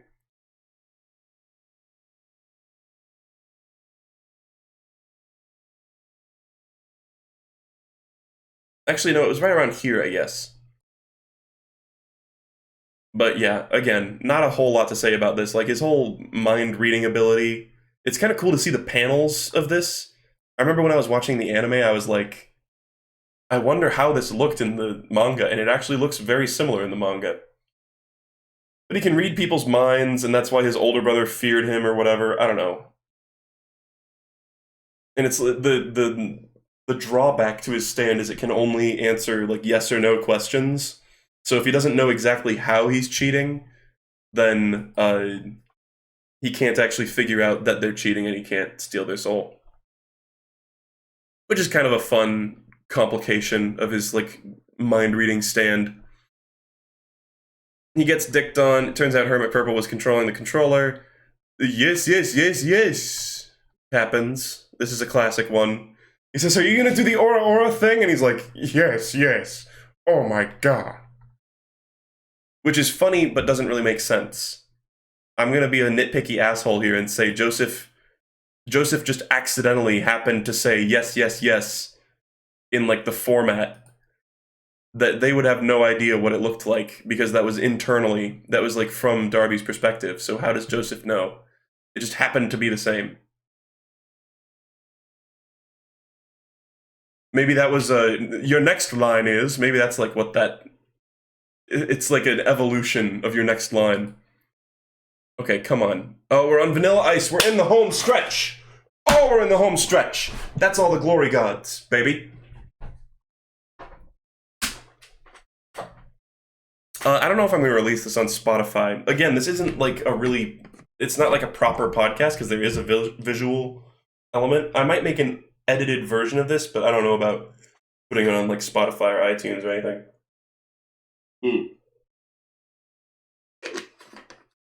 It is like other sort of nonsensical jokes in part 3. You're right, chat. Like Jotaro speaking underwater, I guess. I don't know, that one never hit quite as hard as the other ones, though, in terms of jokiness. So now we've got Vanilla Ice, and this is actually one of the only stands in the part that's actually named after music, because his stand is just called Cream. And his name is just Vanilla Ice, which is hilarious, by the way. Oh, it's hilarious that such a badass character is called Vanilla Ice. Oh my god. Okay. So Dio says some, like, sexy things, and he's like, they weren't dedicated enough. You need to be super dedicated. I need more blood. And Vanilla Ice is like, sure, I'll fucking chop off my head for you, instantly, in front of this vase to give you my blood. And Dio's like, fucking sip. Oh, man. Then Dio brings him back as a vampire, although Vanilla Ice doesn't know that he's a vampire yet. That kind of gets revealed, like, halfway through the fight. And Cream is an awesome stand. I won't have a ton to say about this fight either, but Cream is a great stand. It looks badass, it's scary looking, and it's got, like, the goofiness of it eating its own legs to disappear. And then it sort of just moves without any regard to anything that's in its way. It just eats anything that it touches. Its invisible dimension of darkness. At least open the door when you leave. That's kind of funny. Okay, so now we got Avdol saying this shit about like if you need to escape and save your own life, please please leave without me. Don't feel obligated to save me. And now we've got Kenny G. This is the image that it shows on like the Jojo wiki for Kenny G in his stand tenore sax, which I think is just a reference to the instrument, the tenor sax, I think. Is there a song maybe called tenore sax? I don't know. But Avdol uses more of Magician's Red. This is Avdol right about to fucking die, too. So Iggy sniffs out Kenny G. This is like some of the only... This page is the only time we see him. And he... Oh... He looks like a Dragon Ball character, almost. Like, doesn't he... This guy and Nukasaku look very Dragon Ball-esque to me. But he was hiding inside the walls, creating the illusions in the fortress. And he just got popped. He just got instantly popped by Iggy. Out of nowhere. I think in the anime he was called Billie Jean, too, which is kind of hilarious. I don't know. I think about this guy a lot. Like, a lot of people are like, oh, Arabia Fats... Or like the High Priestess's user, whatever her name is, are like underutilized stand users, but I feel like this guy is like the biggest waste. But it's fine. I mean, he feels like a joke character, but also a rationalization for how the mansion was like moving around. And so now we've got Avdol. Look at this shit. What is up with this, actually? This is like some fucking Notorious B.I.G. shit, now that I think of it. What is up with this? Like, did Vanilla Ice write this here? It says, when you turn your head, you'll die. And Avdol just, like, happened to see it there? Like, what the fuck is actually up with this writing? This makes no sense in retrospect. We'll get to Notorious B.I.G. I'll talk about the weirdness of that part as well. This doesn't make any sense to me. Like, was Vanilla Ice just sitting in here carving this into the wall?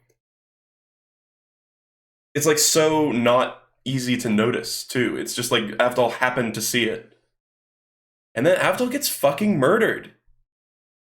Avdol gets really killed for real. And this time you're like, oh, you know, well, once Polnareff defeats Vanilla Ice, you know, Avdol will come back, right? Nope. Does not happen. 2 more severed arms, 1 Avdol down.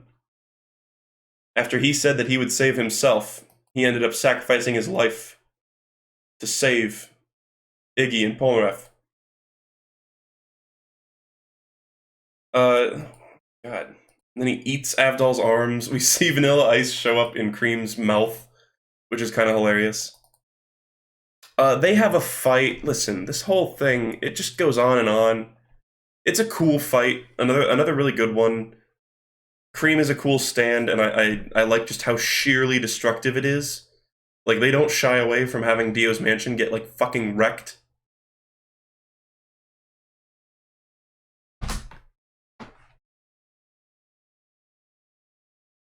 Then we got Cream showing up from underneath Polnareff's shoe, which is kind of weird. I don't know how that works. Is this Black Sabbath all of a sudden? He fucking cuts off... Oh my god.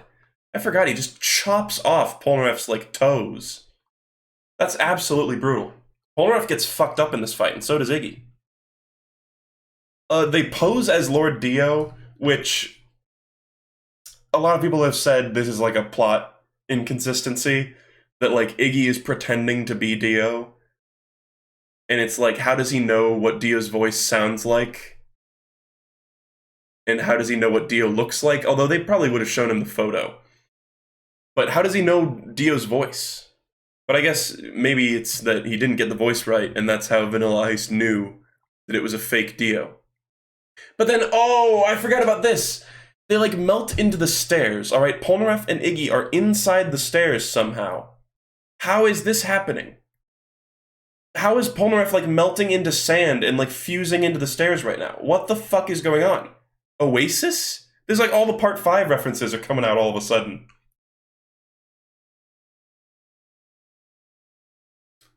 Polnareff has seen and heard Dio, so like Iggy moved the mouth with his stand, and Polnareff like threw his voice like Shaggy from Scooby-Doo.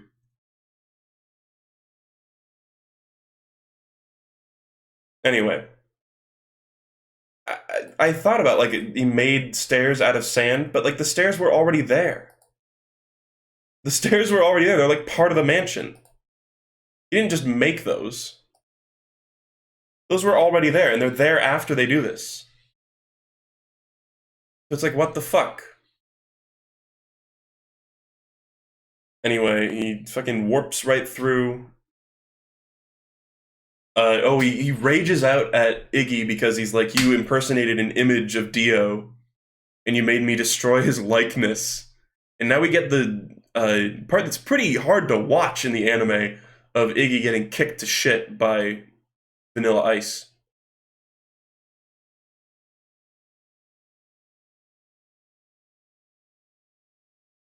Yeah, it's pretty fucked up.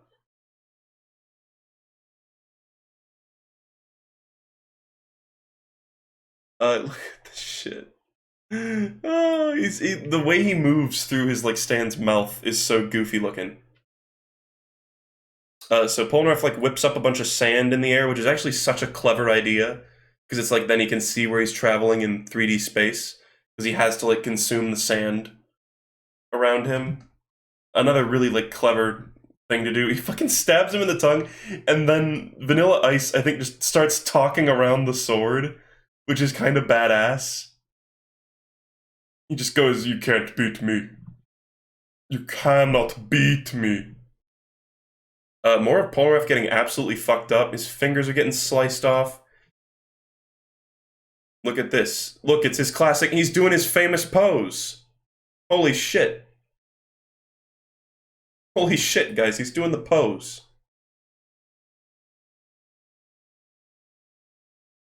Look at that. It's identical. It's identical. Anyway, that's just a little joke. Polnareff like figures out that this guy is a vampire through this fight. I don't know, not a whole lot to say about it. Otherwise, like I like the fight, but it's never felt hugely memorable to me. I guess I like this moment where he's going through the options in his head. Answer number 1, I, the handsome Polnareff, will suddenly come up with an idea to counter his attack. Answer number 2, my friends will come and save me. Answer number 3, I won't be able to dodge it. Life's a bitch. And then it turns out the answer was life's a bitch. Except he gets saved by Iggy. And Iggy sacrifices himself. I'm not so sure how I feel about the fake out. That's one of the lesser parts of JoJo is like the fake outs. Like they clearly show Polnareff's body getting fucking destroyed here. But it's really supposed to be that Iggy like saved him. It's like, what the fuck? I like the weird like crop circle that he leaves too. Yeah, Iggy's death is sad. It is a sad scene. The music that they play during it is also pretty boo-hoo. But then Polnareff comes back and he fucking whoops Vanilla Ice's ass. He just keeps like there's a lot of like gore. He stabs him through the head and then snaps his neck around. And you're like, okay, he's clearly dead, but then it's like, oh shit, he's a vampire. Fuck. Gets stabbed a bunch more times, and then eventually Polnareff figures out the whole light thing. This is badass. It's really well done in the anime too. He just fucking like poof, just punches him once with Silver Chariot with his fist and says go to hell and just dissolves him in the light. Pretty badass finish to this. And it's supposed to be that like Vanilla Ice didn't even really realize that he was a vampire until it was too late. And then he was like, ah shit. Oh, and then we get this. This is sort of is this the first instance of this happening? This is sort of like the closest we get to like a JoJo afterlife explanation in this universe. because whenever characters die, they show up in the clouds for a moment. And the characters are always like, "Oh, was I seeing things?" Which kind of makes me feel like maybe it's just like this ghost is just a visual representation of them sort of coming to terms with the deaths of their friends. I don't know. I guess it's shown more literally in part 4. Huh. So maybe not. But it's kind of cool. That's sort of a staple of JoJo that comes up again.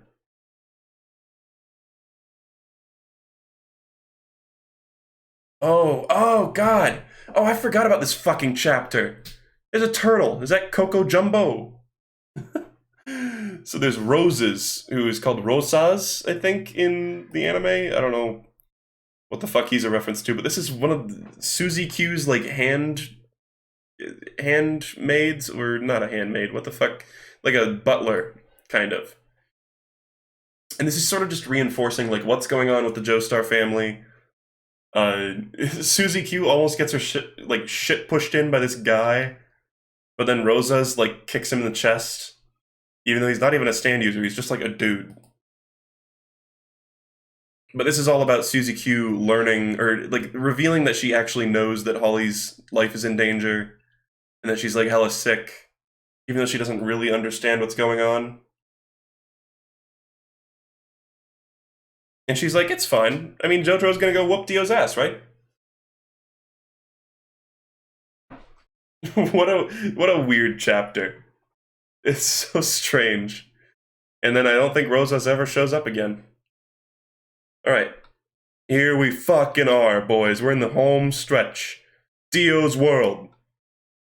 We got fucking Nukasaku. And I like the whole thing how he's got like they were all roommates or like housemates in this stupid mansion. And he's like, you're all idiots. You all made fun of me for having no stand and being a stupid Dragon Ball character. But then you ended up dead. Haha. And then he gets like instantly defeated. Oh, right. Oh, this feels like some part 1 and 2 shit. I don't know why, but I would feel like this was so much more legitimate if it was a stand. Maybe I'm biased. But like Nukasaku just has a woman's face on the back of his head, and he tries to pretend to be this like damsel in distress. And she's like, "Oh, you're really friends?" And he's like, "Yeah, we're friends. Friends of justice." Which is pretty hilarious. Like, what the fuck? What the fuck are you, Nukasaku? He's just a weird little like vampire.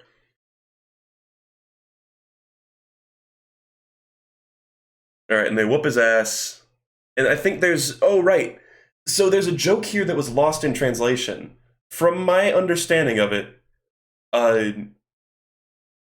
Jotaro, like, calls him an idiot, but apparently Nukasaku just means idiot in Japanese, or it's like stupid person or something like that.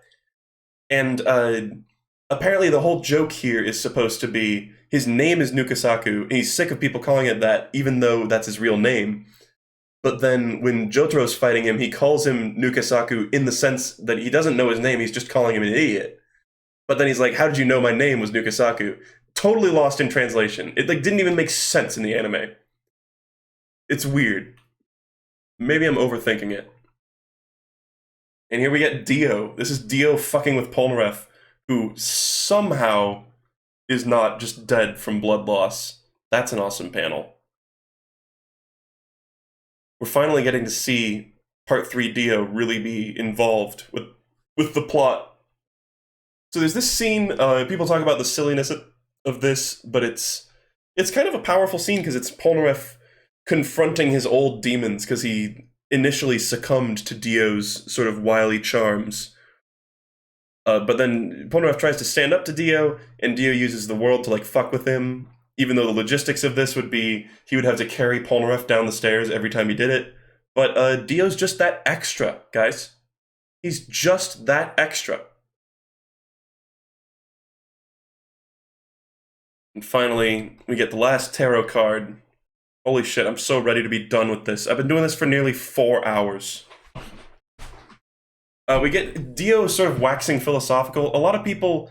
I'm not going to spoil anything, but in later parts there are flashbacks of other people's perspectives of Dio in part 3 before this part, or before what's happening right now. And he always acts very philosophical, and people are always like, oh, why does he like that in flashbacks in later parts? But he's totally like it in this part, too. He's totally a philosophical douche in part 3 as well. Here's the first real reveal of the world. I think, didn't we get like a tiny glimpse of it earlier somewhere? Maybe that was just in the anime, they foreshadowed it. We get the Muda rush, but then, he yells Muda Muda, but then he gets interrupted because the jokes, look at the point! Oh my god, yes! The triple point! So powerful. He's like, that's too much pointing! Oh, my pure dark vampire heart can't handle this! So good. So they're like, oh my god, Dio's stand is so incomprehensible. They've got Nukasaku in like a bag. Talk about Nukasaku. Haha. And they're like, oh shit, the sun is setting. Dio will be at full power when he's able to roam around at nighttime.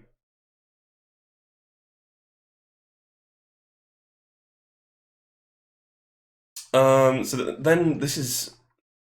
I should maybe talk about the OVA a little bit.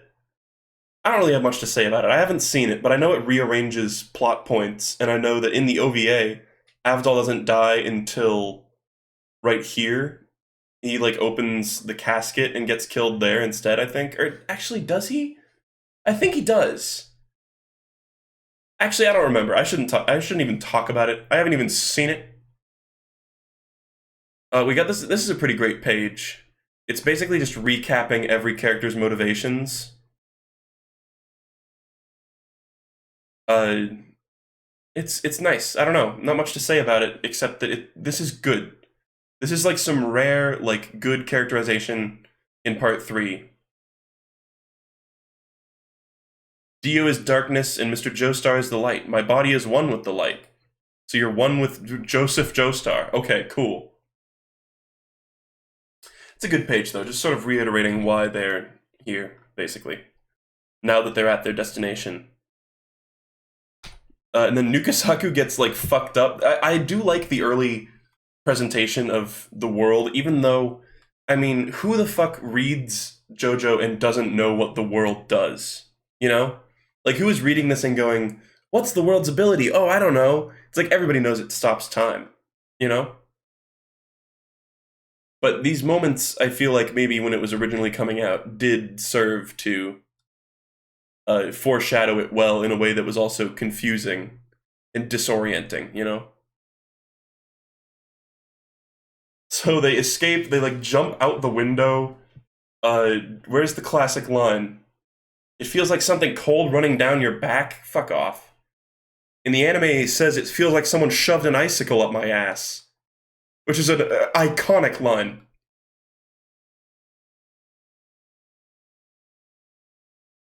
So yeah, here they all are falling down. We get a little bit of like Spider-Man Joseph here. He starts to become Spider-Man near the end of this part, where he like swings around on Hermit Purple. They have a little argument here. And I can't help but think like Joseph is getting flashbacks to like Caesar here. You know? Like, he's saying we've got to retreat tactically, and then Polnareff's like, no, we have to go in there now, kind of like how Caesar was against Wamu in part 2. Kind of cool.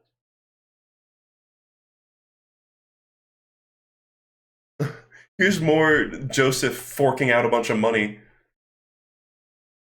Arbitrarily. Even though he didn't want to overspend on kebabs earlier.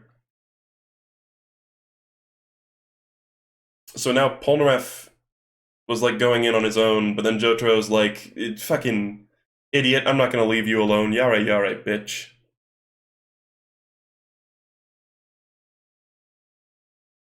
Then we get Dio just like walking around. He takes over this. It's like the mayor. The mayor is sitting in here. Or a senator, rather. Is in this car, and he just like takes the ride and makes the senator drive. And a little fun fact, I think actually in the OVA, in like the English official dub of the OVA, this guy is voiced by Charles Martinet, the voice of Mario, which is kind of hilarious. So he really fucks with this guy. He uses his time powers on him and makes him all delirious. I don't know. Dio's World is a cool fight, but it kind of drags on a bit. That's something that happens in a lot of like final fights in JoJo. Is they just some of them seem to go on for a little too long, in my opinion. I think maybe out of some sort of like obligation to dedicate more time to like the major villains. But I don't know. It drags on a bit.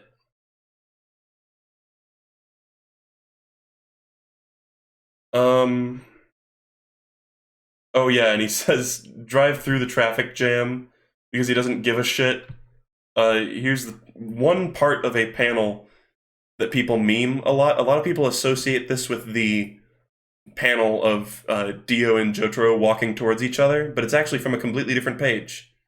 It's spliced in there in the meme. We get one more Emerald Splash. Well, there's a few more. I like the way that Dio just like flicks one of them and it just happens to destroy all the other emeralds. It's kind of ridiculous. Look at that. Sick panel. The world looks awesome. And I will talk about how it looks like Crazy Diamond later on in part 4. Oh my god, that's totally a thing.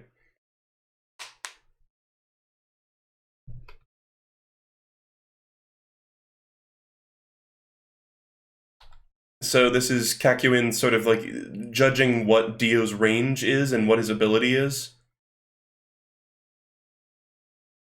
And here we get a little bit more characterization for Kakyoin, which is it's like kind of sparse, I guess, later on because he doesn't show up until he gets his eyes fixed. But here he's also recalling his like earlier experience with Dio. Oh, he throws the fucking senator towards them. God, that senator just gets so fucked up in every regard. What are Polnareff and Jotaro even doing right now? I don't even understand.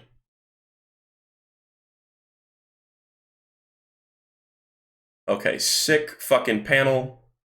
I love the like heart motifs. We started to see this on Vanilla Ice and Atum, Darby Jr.'s stand, but hearts just start to be a massive recurring motif in JoJo. Like Dio is all about the hearts for some reason. That looks like an official Araki coloring, by the way. I don't know, something about it. Something about it screams official Araki color. Anyway, they're swinging around. I guess Kakyoin's also being Spider-Man here alongside Joseph.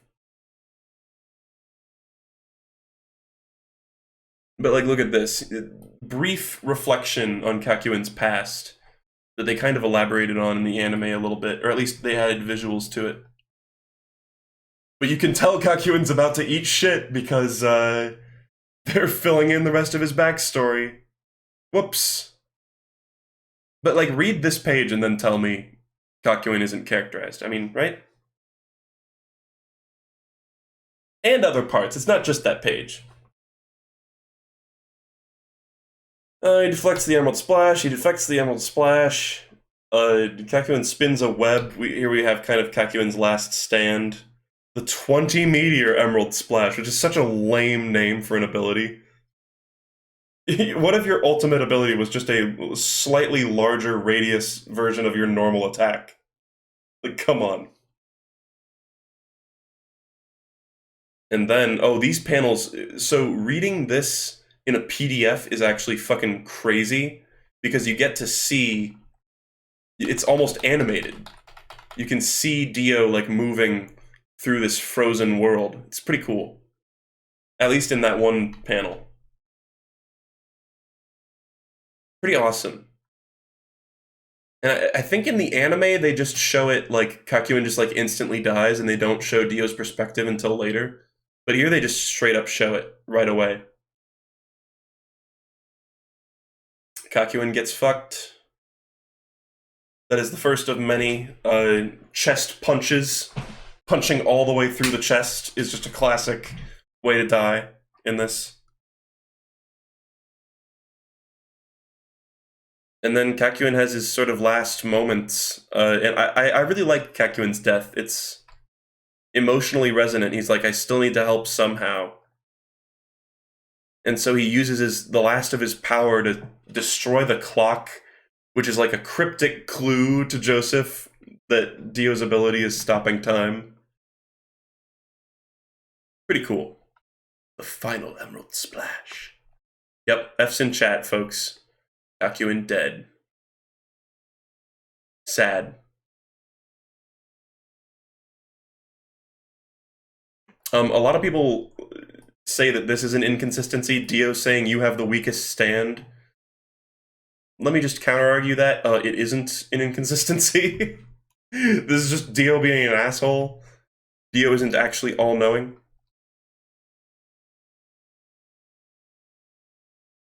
Alright, so Joseph puts it together because Joseph's a big brain. Kakyoin is finally RIP. Absolute sadness. We got this whole thing where Joseph like wraps Hermit Purple around himself with Hamon. And Dio's like, I ain't falling for that shit. Oh, look at that! Look at that! That's the one the sprite art is based off of. Holy shit. I've seen that in like Mugen and shit so often. Look at this. Look at that. It's so weird seeing the original of that.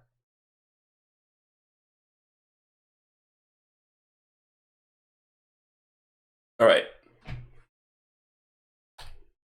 Sorry, just thought I'd freak out about that for a second. Can you imagine if this is actually how Joseph died? Like, they fake out Joseph dying here, and that's one of the more controversial issues of this part. Is Joseph gets... Oh, this is... Also, he fucks with all these other people, too, in really gruesome, horrible ways. The rare dead cat in Jojo. Cats really don't get fucked on very much. It's usually dogs. But here's the classic, him throwing knives during stopped time and then unstopping time, so the knives will just fly right into you instantly. So Joseph, like, fake out dies here. Oh, look at that. That's a very famous panel. I mean, look at this. When I turn the page, yeah, that's a more famous panel right there. Just hold on.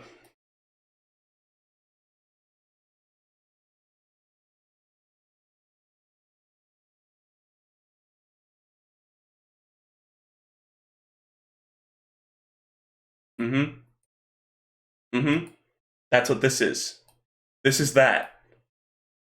In fact, let's get all of them. Let's get all of them in there.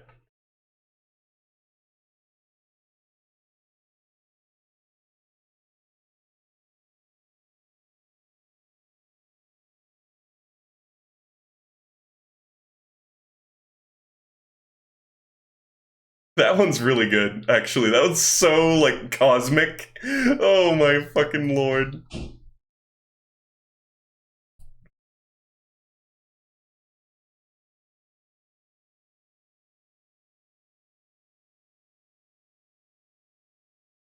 I'm sure I have a few more. I'm positive.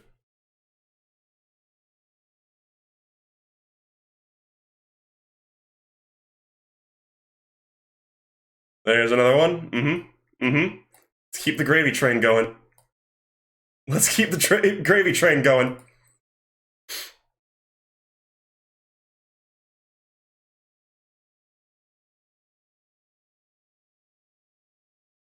Oh god, is that really it? Okay, slightly baffling one. This one's like a mixed meme. There you go. The Criterion collection of Dio walking memes. I hope you're happy, chat.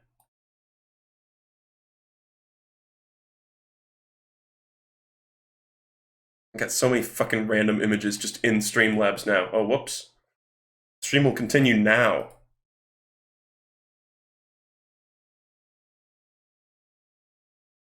Alright, sorry. Let's just get past this. Famous panel, of course. I can't kick your ass unless I come closer. A famous line. I actually have a ton of those memes. Whoa, meme. Great word to voice crack on. But all the ones, I'll show a couple, actually. Sorry. This is the meme variety hour, man.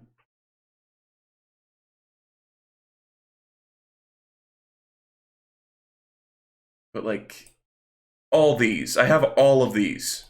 Don't bother sending me these because I have every variation on this. Okay.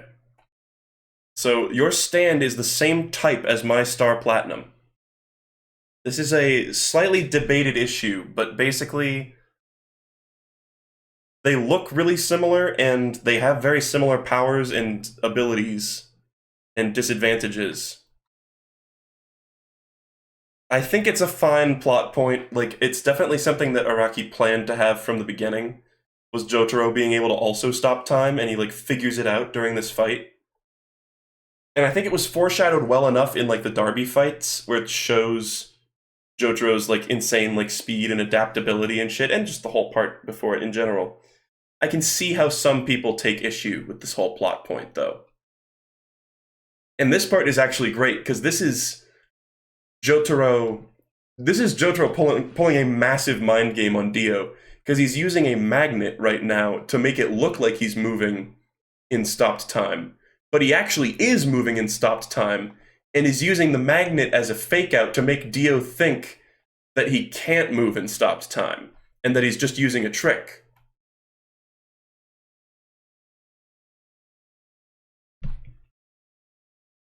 It's like a double reverse mind game.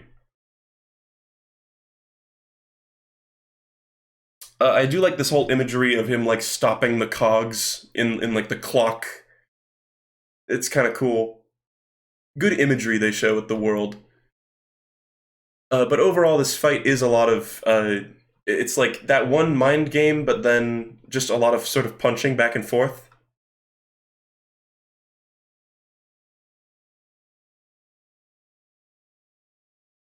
Why does he have Shonen Jump in his clothing? What?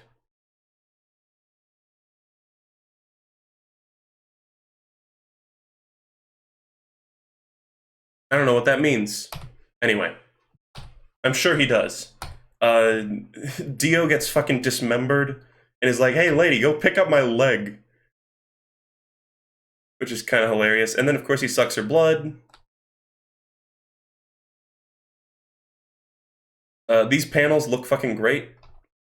Not much to say about this. I mean, it's the Dio fight. You know how the Dio fight goes. He throws the knives.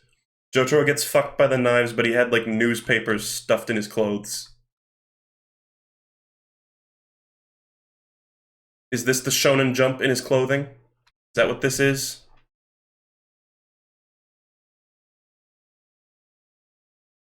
I don't know. But, so I guess Jotaro's, like, basically okay. This part where he stops his heart is good. Where he stops his heart to, pretend to be dead. Oh yeah, Polnareff tries to save him, and Dio's like, oh man, it's so sad. You really could have, like, fucked up my brain and killed me for real there, but you just didn't do it enough.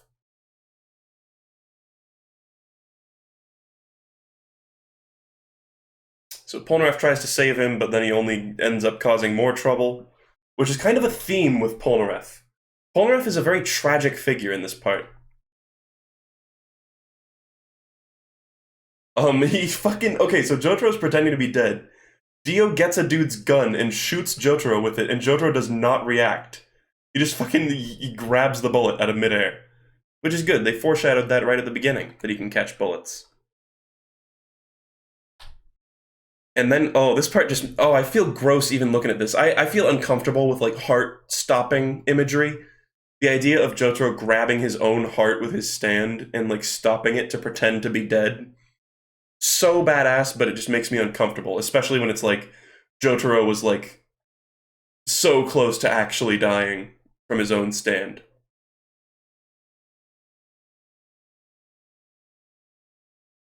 Anyway, there's another fake out. where it looks like he's cut off Jotaro's head. I mean, look at that. This is so stupid. Just don't do this, Araki. Come on. Respect your fucking audience. That's one of the dumber things that he does, is all the death fake outs. But it's like, oh, Star Platinum was there and it helped him, saved him. We get to see a glimpse of Dio's skull, which hilariously has a heart, like, imprinted on it. It's got, like, a fucking Chaos Emerald embedded in his skull, which is hilarious. Oh my god. Then Dio feels his body, like, breaking down and is freaking out, but then he escapes in a car. There's a whole thing. They fight. And look at this. You fell for it, Jotaro. Literally, his face is, like, exploding across, like, 10 dimensions. But then he drinks Jonathan's blood, which I guess he just drank a little bit of it, but later on they're going to pretend that, like, Joseph lost all of his blood. Like, all of it. Damn you, Dio! Now we see Jotaro. Damn, Jotaro's getting real mad. He's got those, like, emphasis lines on him.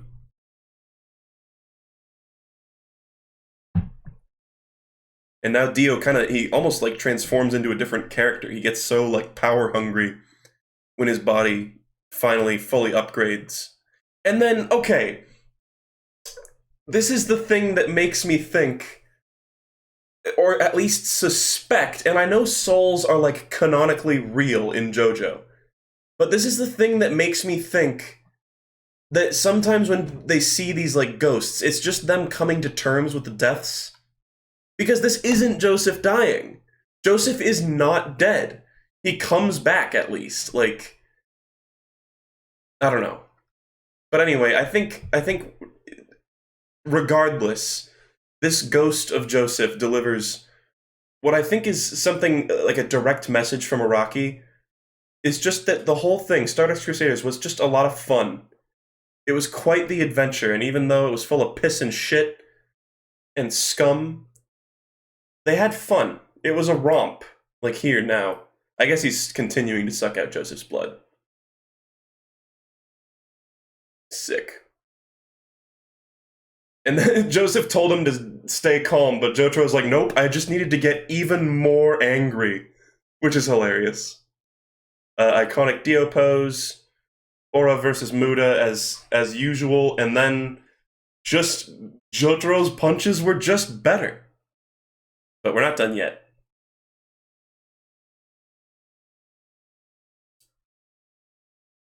I feel so great I could sing. I want the version of this where Dio does sing. Please sing.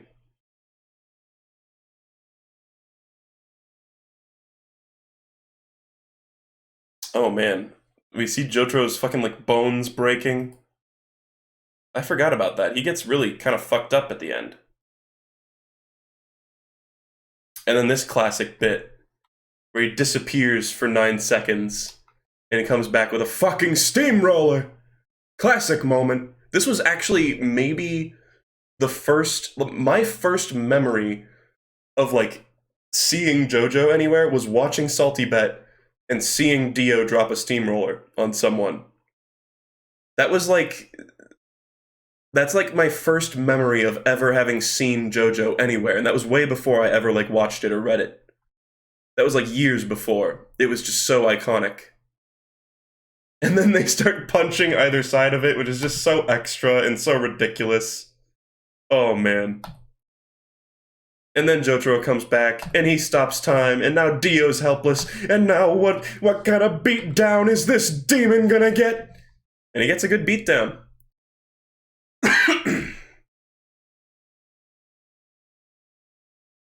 Jotaro, like, fucks with him for a little bit, but then just kicks his ass anyway. It's fucking awesome.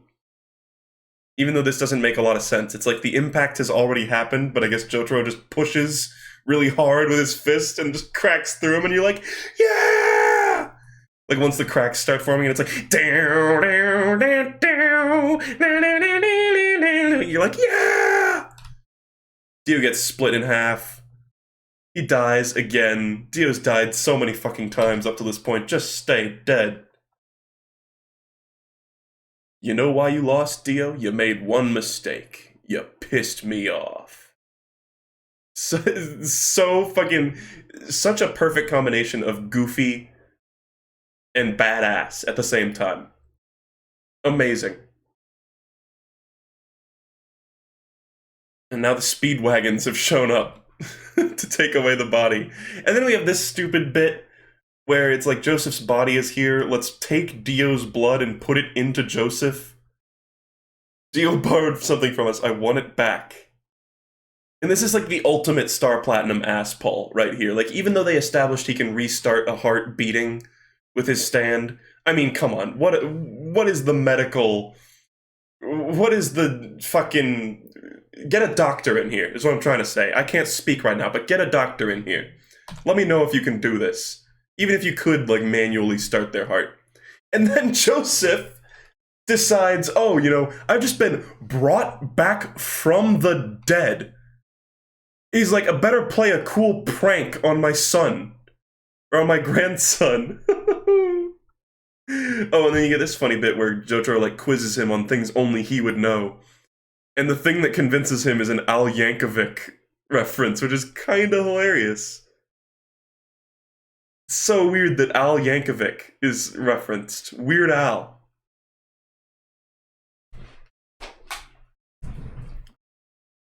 Anyway, so now Joseph is back. Hell yeah. Dio finally dead. Fuck yeah. This is like a good feeling of closure. Like, Araki has said that he originally intended for it to just be a trilogy and for this to be like the true end. It's a satisfying conclusion. But I'm very, very glad that he went on after this because it just gets better and better. It's so good. Like, this is just the beginning of the amazingness. You know? Like, I think with every part, it gets progressively more well-written, more cohesive, more amazing. And again, it's not perfect. I don't want to ever seem like I feel like this is perfect. It's full of flaws. But I think the parts of it that make it memorable more than make up for those flaws. The things we've lost can't be compared to the importance of the Earth. Because of them, we're still alive. I can play Last Train Home.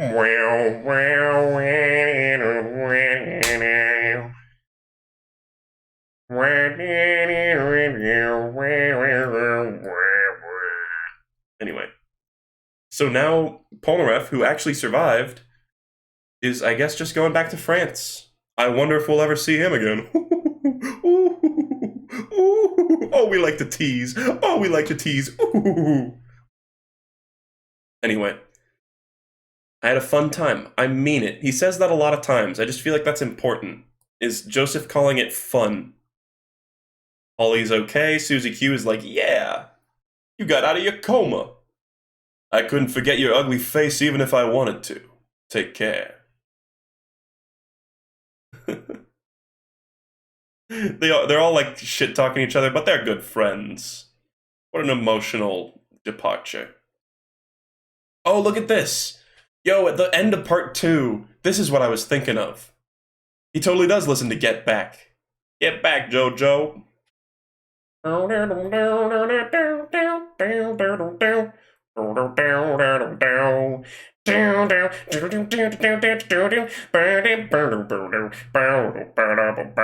guess the anime ended it slightly differently, right? Like, it ended with them actually getting on the plane and flying away. I guess here we see the plane. Part 3 end. There it is. Another one that ends with traveling.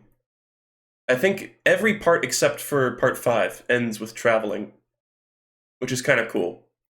And we get a little map of the Egypt glory gods and also Vanilla Ice, who was also there. Wow, there it is. Oh, and look at that. There's these cute little messages from the colored team. And now, wow, we've looped back around. Let's take a quick look. Look at the early art style. Again, I guess it's actually not that different. Yeah, it looks pretty different. How far we've come, folks. So, yeah, that's it. Part 3, done. Good fucking part. It's not the best. This is probably the worst part with stands. Like, I feel like judging it alongside the first two parts isn't even really that fair. But what's the best place to read this? That's a good question. I would say go to Jojo. Just search JoJo's Colored Adventure or JoJo's Bizarre Colored Adventure or something. They have PDF downloads of all the parts. So yeah, that's it. I don't think there's any like extra. There's no like one-shot chapters for part 3. I guess we could go through the Oingo Boingo one, but that would be kind of pointless. We already saw most of it. But now we've only got better things to come. Part 4, Part 5, Part 6, Part 7, Part 8. They're all great in my opinion, and I can't wait to talk about them. I don't really have much else to say about Part 3. I'm trying to think up if I have any other like hot takes or anything. I don't know.